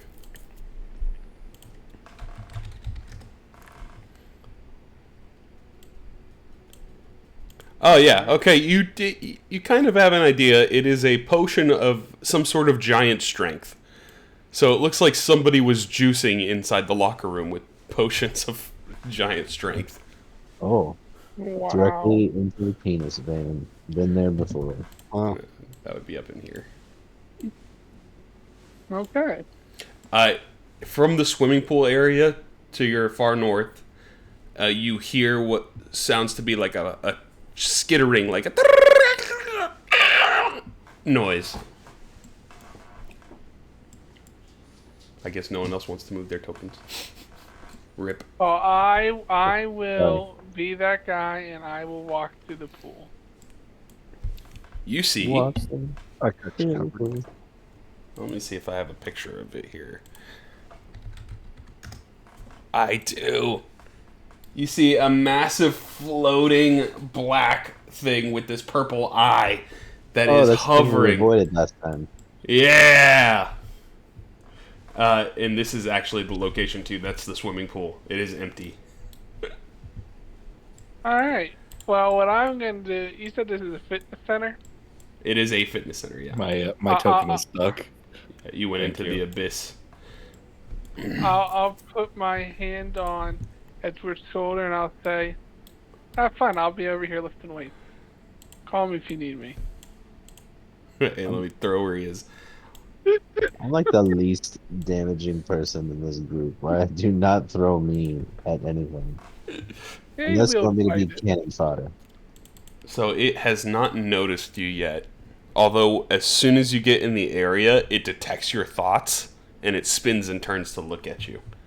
So we're going to go that's- ahead and roll initiative. That's good then, because Yeah. Edward only has one thought. Jezebel, Jezebel. Jezebel. Delicious fresh milk Jezebel. Did I roll initiative even though I'm not in this fight? You can if you want, yeah. Okay. Woo!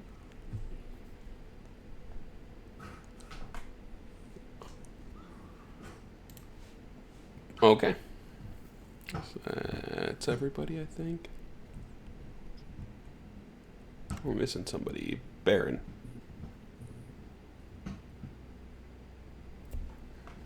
I should just clear the initiatives too. That would work. How long does your baby leg cannon last? That's a great question. I don't know.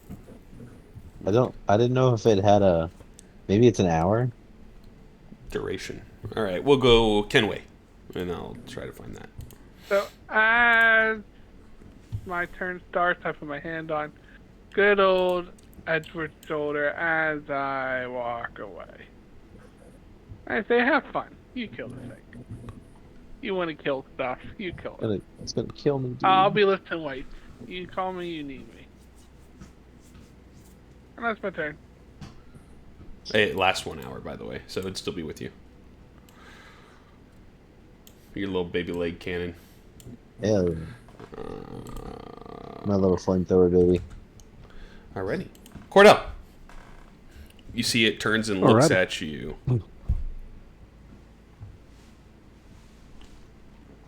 Alright. I'll take out my Mage Slayer pistol and move 1, 2, 3. Fuck it. We'll go ahead and move number 4 right there. Okay.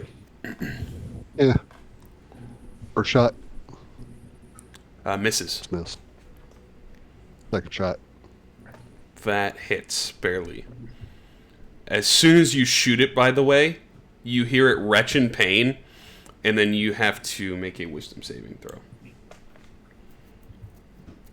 And you are dominated by the telepath. Well, sorry guys. Would you care to make your last attack at them? Let's see. I've got 1, 2, 3, 4. All right. So 1 will be Goonway, 2 will be Jericho, 3 will be Great, 4 will be the cannon. Alrighty. Jericho. Sorry, Jericho.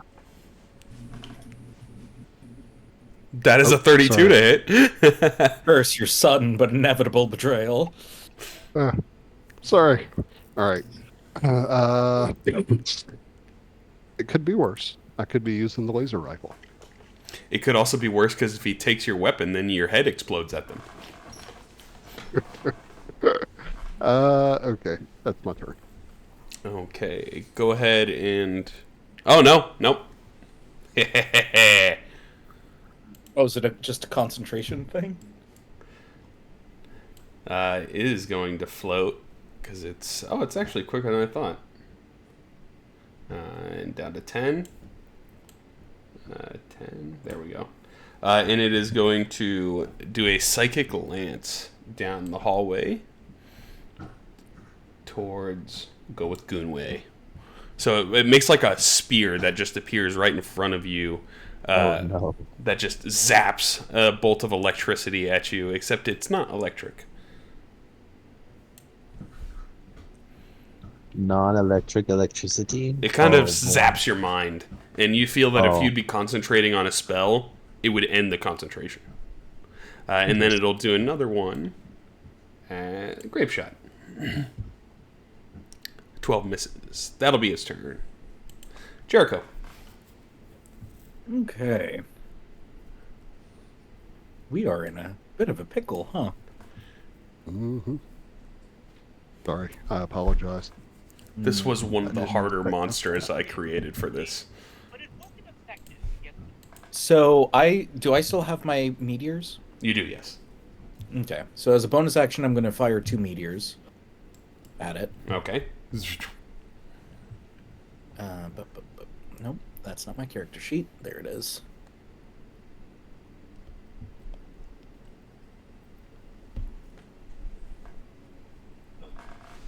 And that would be first one. He fails with a 0. Go ahead and roll double damage on this one. Roll double. Yeah, because he has 0. I don't know how to. I guess it's 2d6. So Just hold shift and roll it. okay. That makes it a crit, essentially. Okay. 18 damage. Pretty good. Here's the second one.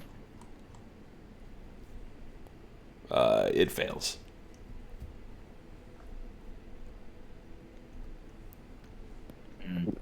Three damage. And then for my action, I will. It looks like... cast immol- Oh, go ahead. What? I was going to say, it doesn't look like it's concentrating on the spell. Okay. Well, either way, I think this could be useful. I'll cast Immolate. No, okay.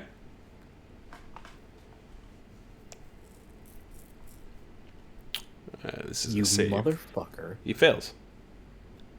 Oh, it is a failure. Okay. Yeah, he failed. I don't think he can succeed unless he gets a 20. Okay. So that is. I believe he takes the. On a failed save. Okay, so it's 86 fire damage on a failed save. And then. That's a lot.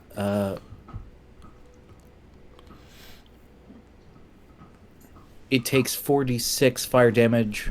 Wait. At the end of each turn, the target repeats the saving throw. Okay. Okay.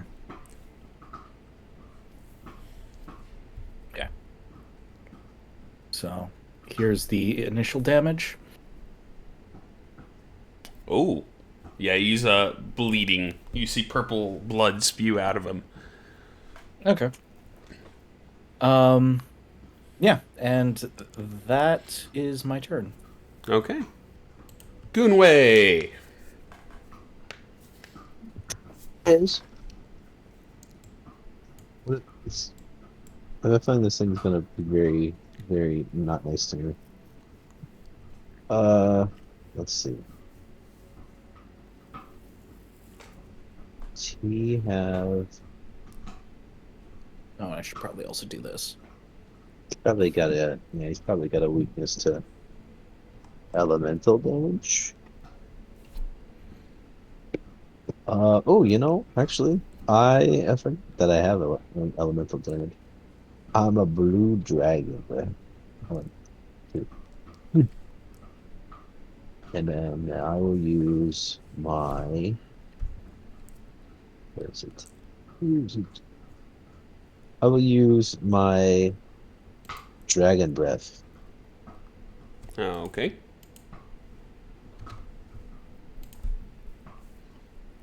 It fails with a -1. Go ahead and hold shift when you roll the damage. Holy shit. That -2 is biting him in the ass. That's a lot of damage. Holy cow! Damn. Yeah, as you Holy shit. light him up, Disintegrated. Bro, I killed something again. you explode with a blast of fire that just cuts straight through him, and then immediately, Cordell, you gain your mind back. Nice. So you are no longer dominated, because it is no longer in existence. Oh, yeah. Oh, Take that lightning damage, bitch.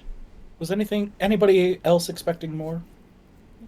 You guys are over leveled from when I had this originally planned. I didn't last minute beef up all the guys. They're more true to what they actually are anyway. So, yeah, you cleaned out the first floor of the gym. And Kenway, are you checking upstairs at the gym? Yeah, it sounds like they got their panties in order, so I'll go upstairs. On this map, I just opened up the top floor. I'm not going to move you up there because it's pretty minimal. It just has a couple exercise bikes and treadmills and whatnot up here. And it has a glass window that overlooks the pool. Okay. You'd see a couple dumbbells and whatnot throughout. But nothing of note. Is there just one area left on this floor we gotta look at? On the second floor? I meant on the crew quarters in general. Oh no, you have both sides of the hallway, and then you have the bar. Is that it after that? Yep. Is there no big boss tonight? No. Not that I could think of. Alright. I'll go to the bar. Where the bar is. Okay. The bar over here? No, it's out in the main area up on the second floor. Oh, alright. I'll go all the way up there. Other way. I'll go all This the one. way over here. This one. Right here where the area is. Oh. Okay. So I'll you go to the bar. You go by yourself, okay. And everyone else. And I'll move you to the second floor here. The bar is there. You see a ransacked, nice, kind of jazz speakeasy type bar in here that looks like it has been cleaned up as well. And a fresh glass of wine has been poured, but has been left there. Could you open that map for me for the upstairs? I can't seem to find. Thank you. Which map are we on? He split up from you guys. So you guys are on the first floor, and he decided to go to the second floor. Okay, that would explain why I've got two maps and I can't figure out which one I'm supposed to be on. All right, now I'm tracking. Thank you. So, as he goes off, where would you guys like to check out on this area?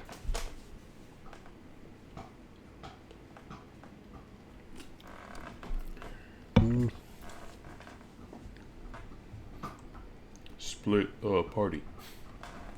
Party, they're easier to kill. Please give my enemies a fighting chance. There's two hallways here, essentially. One to the left and one to the right.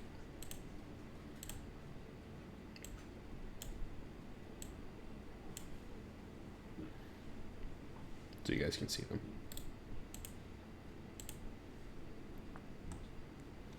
So. Oh, you guys.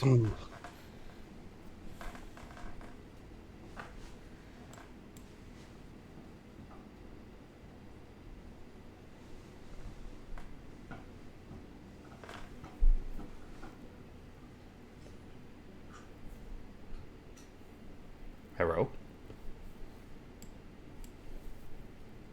Oh, here. no. Wait, what happened? Where would you guys like to go? You got two hallways as Kenway goes up to the second floor. Okay. So while he's going up there, Rogue One, where would you guys like to adventure? Down here.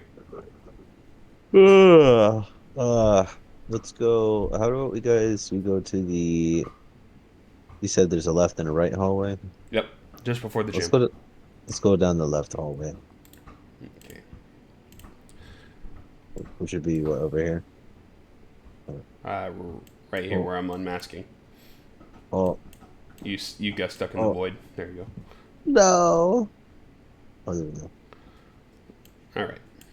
So this hallway leads down to a couple of quarters that seem to be a little bit more kind of nice. You assume these people that live in these areas might have been some more of the senior members of the program, essentially. And there is looks to be a botanist that lives on this side, the chef, one of the senior doctors, a psychiatrist, and a visual engineer. And then in the far back left is a bathroom. Well, you know we gotta go straight to the bathroom. That would be the far back left one. Yeah, speaking of, I need to go. I'm just getting ready to go to the bathroom first. Just check the rooms one by one as we go down. Okay. Yeah. So the one on the left is the botanist, and the one on the right is named Danielle. No, this wouldn't be ours. This one is Alexandra, the sick doctor. Okay. I'm gonna check the doctor's room on the right. You walk into what looks to be a very clean office space with a single bed. All these rooms are pretty small. They're kind of like a little tiny, like a dorm bedroom. But this one has a sort of desk, and it's a picture of Morgan Yu and her on top of the desk. And then there is a bottle of medication next to the picture. That's probably her medication. Everything else seems in orders. And the botanist one on the other side has a whole bunch of flowers everywhere in the room. That'd be the first two. The next one is one of the head doctors for the space station, which you just see a whole bunch of nerd research papers spread throughout here in biology books. The next one is one of the head scientists for research of, I think it was mechanics, like Typhon mechanics or something like that, which you'd see multiple sort of vials and tubes and glass containment areas that hold pieces of Typhon and mimics and whatnot. And then the one on the left side, I think, would be this. I'm going to put a circle for it. The one on the left would probably be a nice shock to you, because as soon as you walk in, it is like a hall. The wall in the back is literally just a beach scene that is playing on repeat. It's a nice sort of calming sensation that looks to be like a magically generated image. It's all an illusion, guys. Oh, major image, eh? I'm no conspiracy theorist, but they were up to no good here. On the bed, there are 2 spell scrolls inside of this room. Is one of them a mimic? Do I still have Cordell and sight? Spell me? Yeah, you would if you're with them.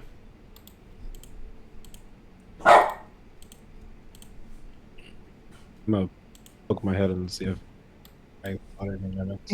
There is no mimic in this room. Oh, good.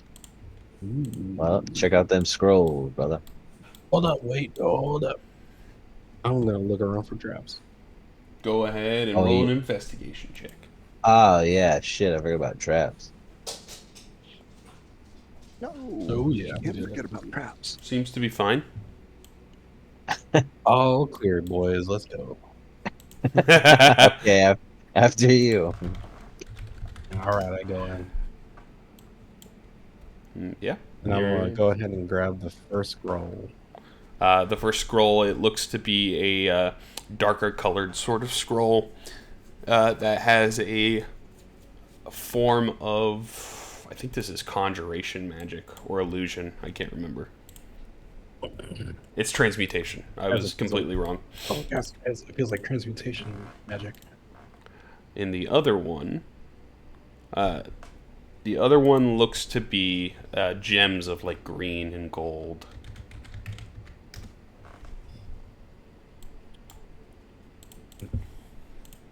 Take those.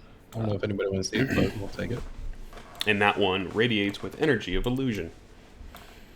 I'm not proficient in either schools of magic of sorts. The last room on the top right is the chef's room. Oh, there's got to be some good food in there. I'm heading in there. And that's when you remember that the chef that you fought before was the cannibal Oh, that had Alexandra trapped in the fridge. oh, you know what? I think that was the session before I started. Well, no, you were here because you were in Monstro. Oh, was I? Mm-hmm. And then you have the bathroom to the left of you, Goonway. I don't remember. I guess we could check the cook's room. Okay. Let's do it. We might find some good sausages in there. Yeah. Mm-hmm. Go ahead and make an investigation check inside of Gotta keep the meat alive. the office.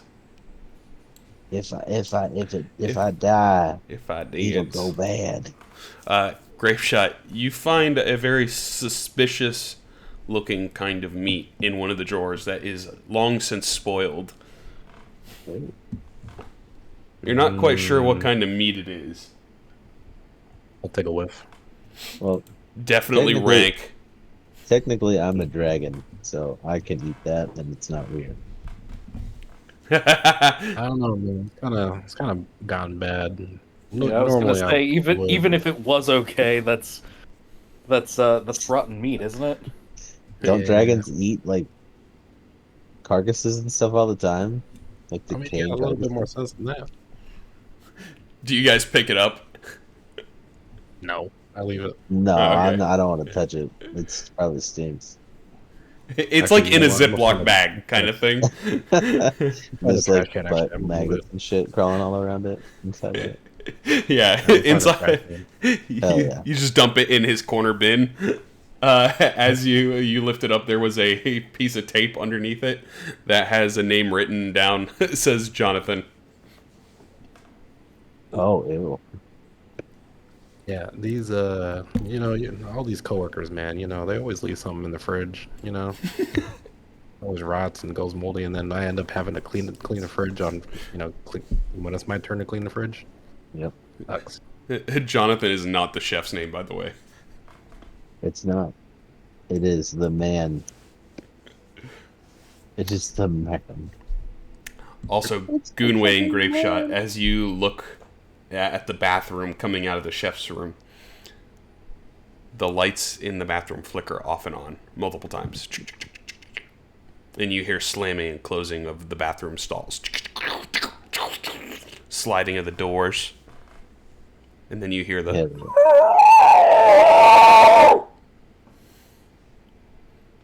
And that's coming from the bathroom. Yep. I'm gonna yell down the hallway. Don't forget to flush. Grape Shot, you, with the true sight, you see a little greenish, kind of glowing mimic creature at the end of the hallway in the bathroom. That is invisible bathroom, to so, like- Goonway. Oh no. Right here? Because I don't Look have at- true this is sight. the bathroom. The far one, Or this one. right there. Gotcha. It is invisible to Goonway. I'm like, Only you can currently see it in Cordell. I'm gonna call to it. Actually, I'm gonna call to the guys and be like, "Hey, there's something here," and then I'm gonna call to it, be like, "Hey, wash your hand." You see a green glowing field appear underneath you, and you start to lift up.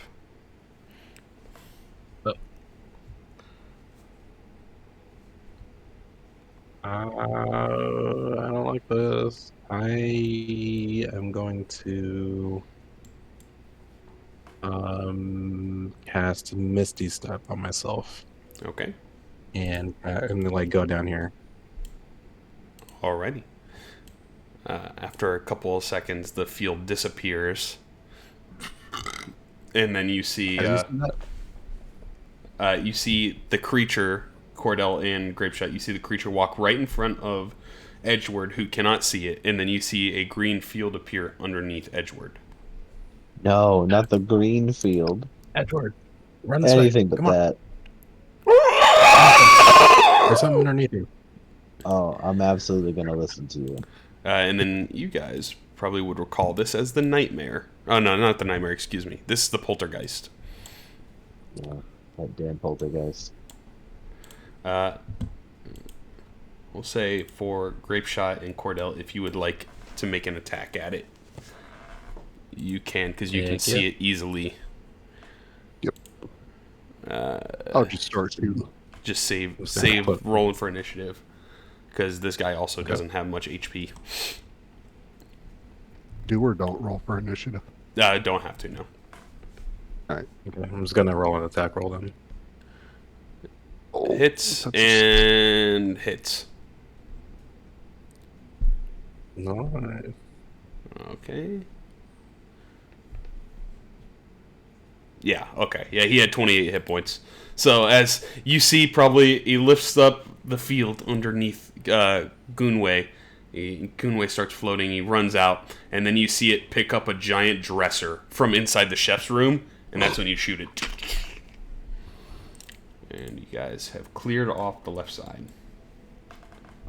We'll cut to Kenway real quick, who's up on the second floor in the bar. A freshly poured glass of wine sitting at the bar, immediately in the front. The back left side looks to be a recording room. The back right side looks to be a private lounge. And the one in the middle is a stage, where a set of drums, guitar, and a piano rest.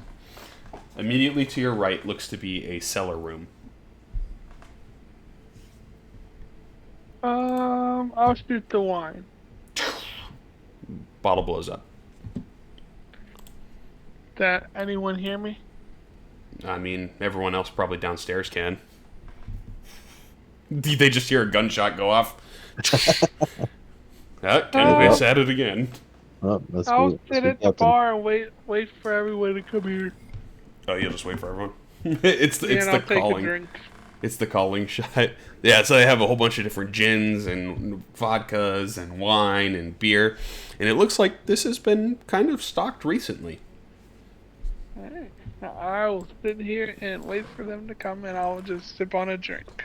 Okay. Guys, Captain needs this. Let's go. Well, hang on a second. We only heard one shot, right? If he really needed us, we would probably have heard multiple shots. I guess you're right. I guess that's not a mercy then, eh? Guess that means he died. Well, he either died very quick, which at that point does it really matter if we go, or he took care of whatever he was shooting at. I guess you're right. He'll be all right. Not being in danger. Captain can handle himself.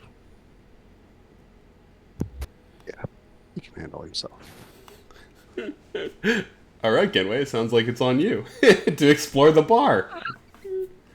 1v1. 1v1. I will do 3 more shots. Okay. Couple bottles shatter, and there's no motion. See if that gets their attention. Okay. Is that a joy? You think we need to go to him now? Okay, maybe now. I think that means he killed 3 more things.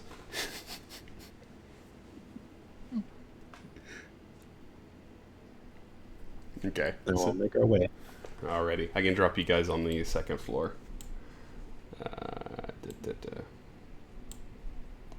There is one of my favorite magic items in this hallway.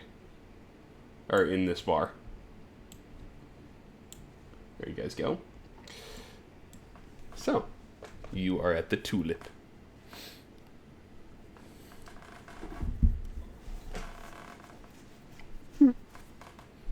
So, as you guys sort of regroup outside the front door. I'll say welcome. What took you so long? So I can close that map, and I can open this one. Except I'll open it right back up when you go back down to the other side. It's all right. There I am. Oh, I was getting lonely. There's a couple places up here if you guys want to explore a bit while I stay here and sip my drink. All right, let's go explore. Okay. So we got. Let me just try if I can do this. Wait, drawing. This is the recording room. This is the stage. I like that. This is the lounge.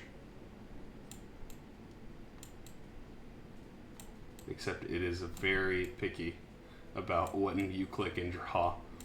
This is the bar. And then this is the storage room. That's what I do. Hold on, let me exit the drawing mode. There you go. Oh, am I drawing too? No, I am. Oh, I You just wanted to just move my character. There you go. There you go. I'll be sitting at the bar. So, you see, there is another, looks to be a glass of wine in the lounge, by the way. Everything else looks like it hasn't been touched in a little bit. Like the instruments, the recording booth. A couple of the other stools and stuff are still overturned on the side of the bar. But it does look like someone has been here. I mentioned to them while they're searching, I said I destroyed a glass of wine. I don't know, they seemed finicky. Something was off about it. If you see any more, destroy them.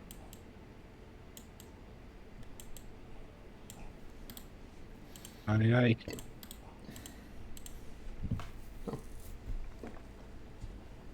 Anyone doing anything in particular in the bar, apart from drinking for Kenway? I'm gonna keep my eyes peeled for mimics. Which you don't see any mimics, even with the true sight. Oh, clear, Captain. And that would be in the general vicinity unless you wanted to go in the storage, because the storage is a separate room. Wait, Captain. Hold on. I'm gonna run over to him. And be like, hold on. I need to check the bottles for poison, and I'll grab a bottle and start drinking it. Make a Constitution saving throw. Nah, it is delicious wine that has been aged even more since being here. Yeah, that's good. That's good stuff right there. It's all good, Captain. Do we know any wine connoisseurs? In real life? No, or- but I'm willing to try. I will say too, Kenway and Grapeshot, you do see the storage room does look like it has been restocked recently. Ooh. I'll Well, walk up to the door and I'll see if I notice anything interesting. Give me investigation check. I need to look out what else True Seeing does real quick too. Ooh, that's that. Oh, wow! You didn't succeed on that. I know a neuromod that'll make you give proficiency in that. Hilarious. Very nice. Join. You notice secret doors hidden by magic. Seeing if they're in the right. Okay. Yeah. You're not really seeing anything. There is a nicer looking bottle of some sort of alcohol, like a darker color.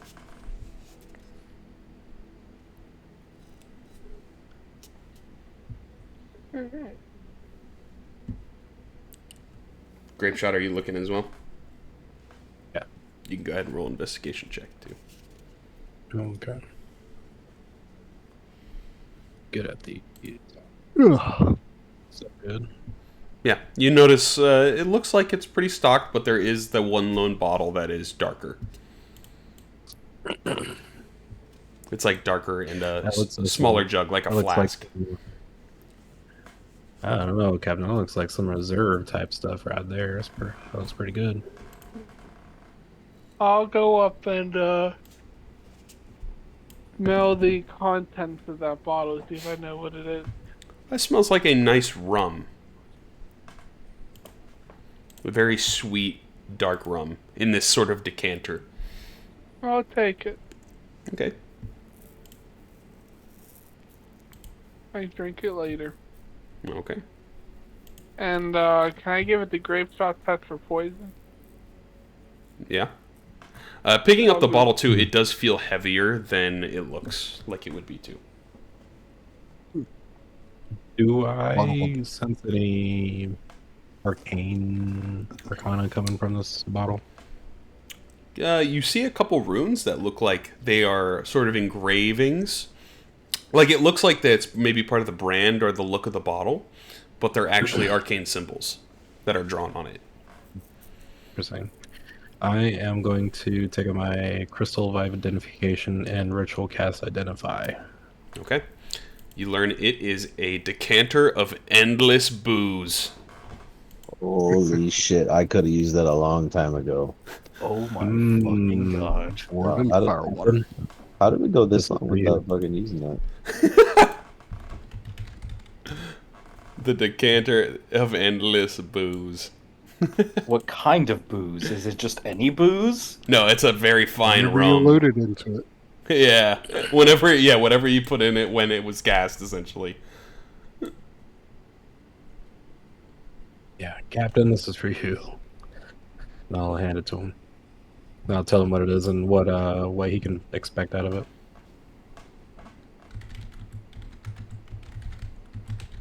Alright, I'll take it and I'll keep it for a rainy day. Endless booze. Hmm. William's like, that's terrible. Alrighty, I'll throw that in there for you. Boop. That was my favorite item here.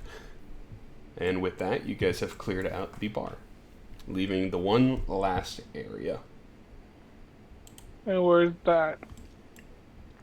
Is the right hallway next to the gym. And is that the last area in Talos I? Yep. Oh, wow. Could you just put us there? I don't know what map it is. Dragon now. Thank you. Uh-huh. There it is. We're back on Opens course up. number 1. Yeah, I'll open it up. So there is a couple more of those fancier, nicer looking dorm rooms. And then I'm just going to unmask this whole part back here. And then it ends in what looks to be almost like a military bunk style room, where there is layers and layers and layers of beds that go about 4 high. And there's about 4 rows of them in each of those cots. So it houses a lot of people in that back room, essentially.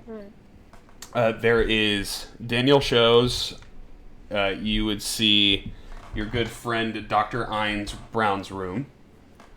You would see another room with the door that is closed, and the name over that is Munez.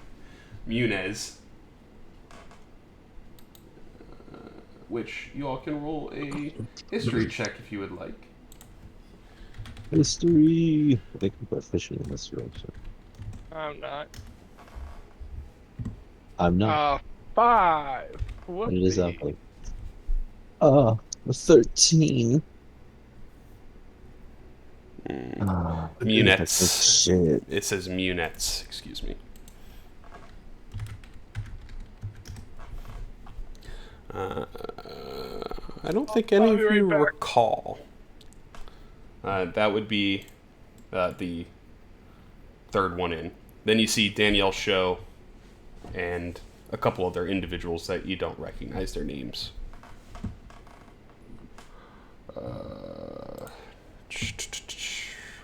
So, as I pull up 28. The bigger one over here is Danielle Show's room.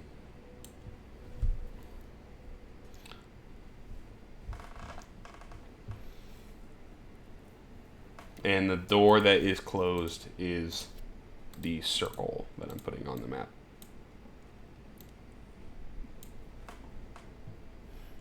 That is units.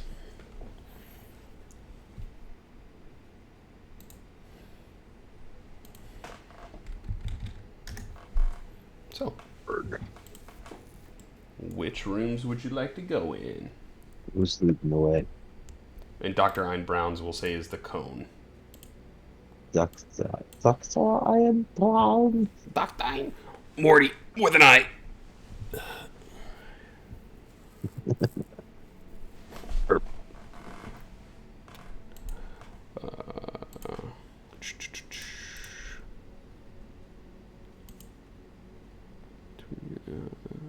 Okay. So.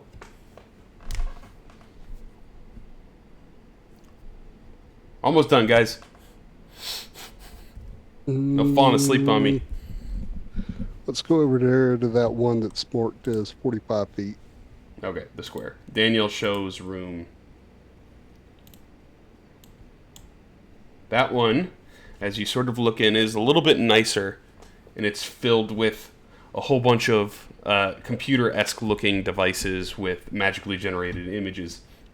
On her desk next to them is a neuromod. And something else next to that doesn't make any sense, but it would have helped you guys before, which is a way to re-enable certain tracking bracelets. Oh, that would have been nice. Mm-hmm. Maybe what are you gonna do? That neuromod is just following Jerica's voice on the mouth. Inject me. Injected with a poison. Okay. Don't One need that of anymore. us. One of us. Okay. That leaves you with Munitz's room and Ein Brown. Let's go to Munitz's room. Okay. The door is close to this one, unlike all the other ones, which have remained open. I have thieves' tools. I can open it. Okay. Go ahead and roll a Thieves' Tool check.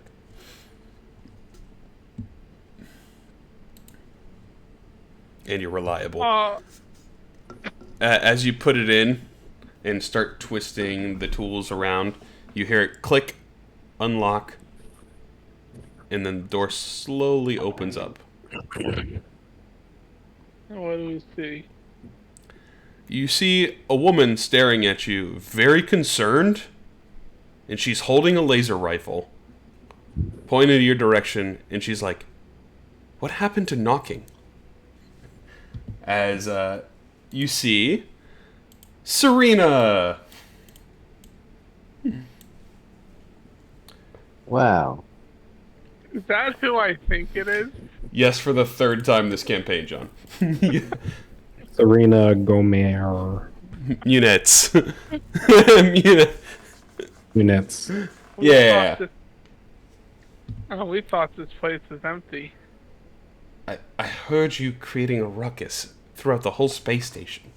I'm trying to clean the place up, and you were here wrecking it more. Why didn't you just come out and talk to us? Because I was sleeping. But you heard us making a ruckus. Yeah, I thought We didn't know anyone was here. no one else should be here. Well, you should came out and talk to us. She just kind of looks at you, and you're like, you don't get a pass here. You just broke into my room. I don't give a fuck. You should have told us you were here. I don't have to tell you shit. Well, lower that gun. She puts it down. She's like, why are you back here? And there are other mimics going around? Yeah, I've been trying to get rid of some of them. Haven't you noticed there's Oh. been less? And we got rid of some more for you. Where? You're welcome. In the above the lobby. Oh, I haven't been that way in quite some time. So. Yeah, there's only That's- like 2 other little shits that have been here for the most part. Oh, we were passing by, and we didn't finish exploring the place. So we thought we would finish exploring it. Wow. Are you looting the place? Well, we were. Oh, We big. didn't know anyone was here. Well, yeah, I used to work here and live here, so... As you can see, she's still wearing the tracker bracelet.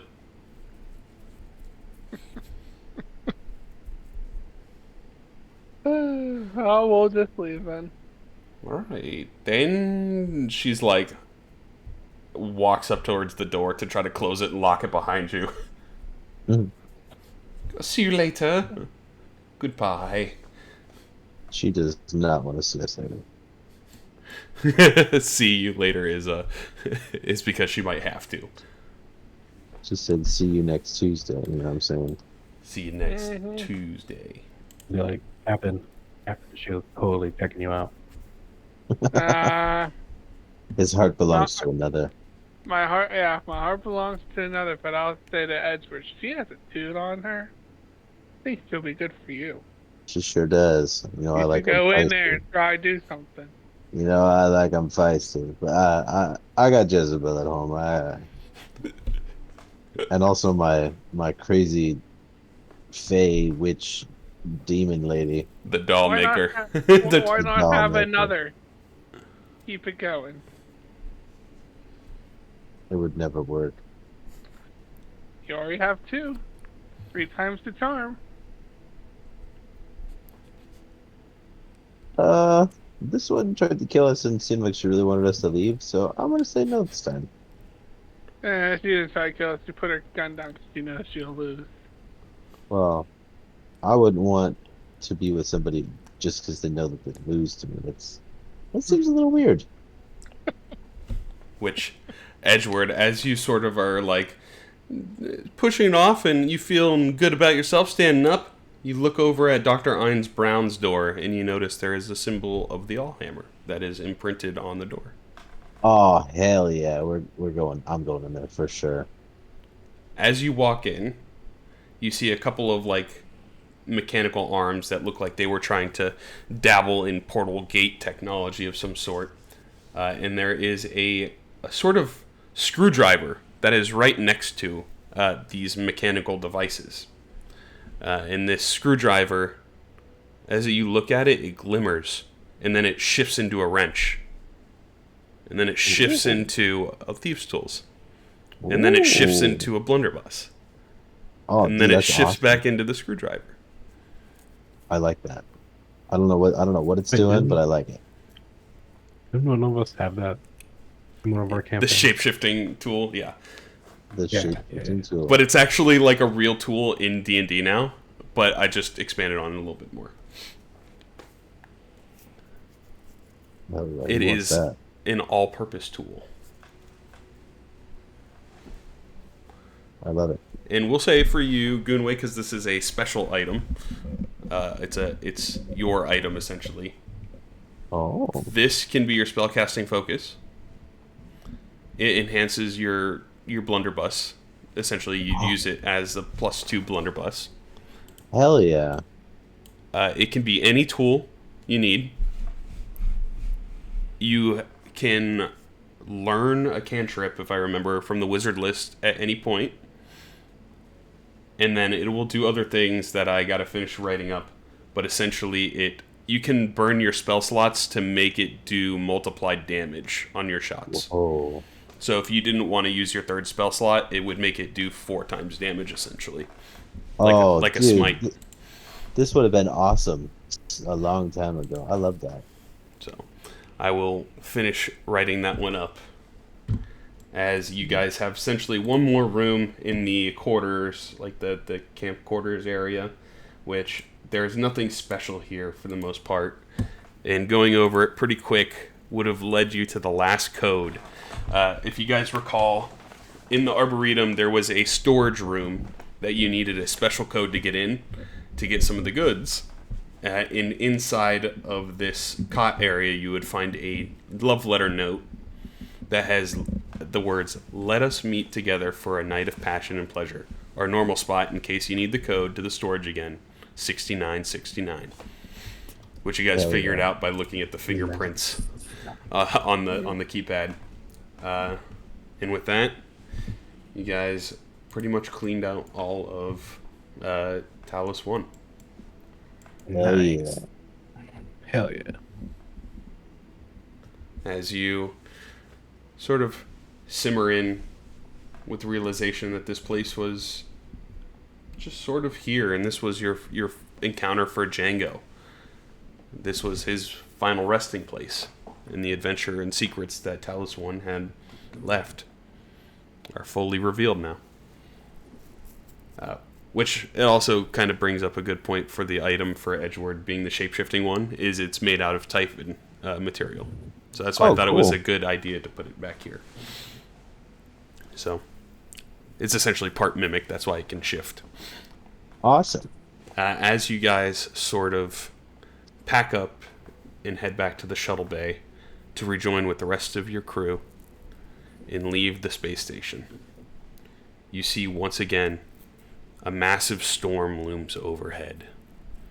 There is never rain in the Astral Sea, but for some reason there is a massive maelstrom above you, and it seems to follow you impending as it spreads out further and further, all encompassing most of the Astral Sea. Those of you that are close to your third neuromod, you feel the pulsation that the apex is coming with the storm. Hell yeah. And as you guys are sailing off into the distance, Kenway, you get a message. "I will see you soon, Kenway. You are needed."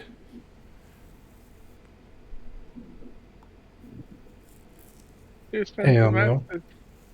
You notice Scarin. Oh, great. I'm needed? Oh, boy. There is a follow-up message. "A storm is brewing, Kenway. Make sure you bring an umbrella."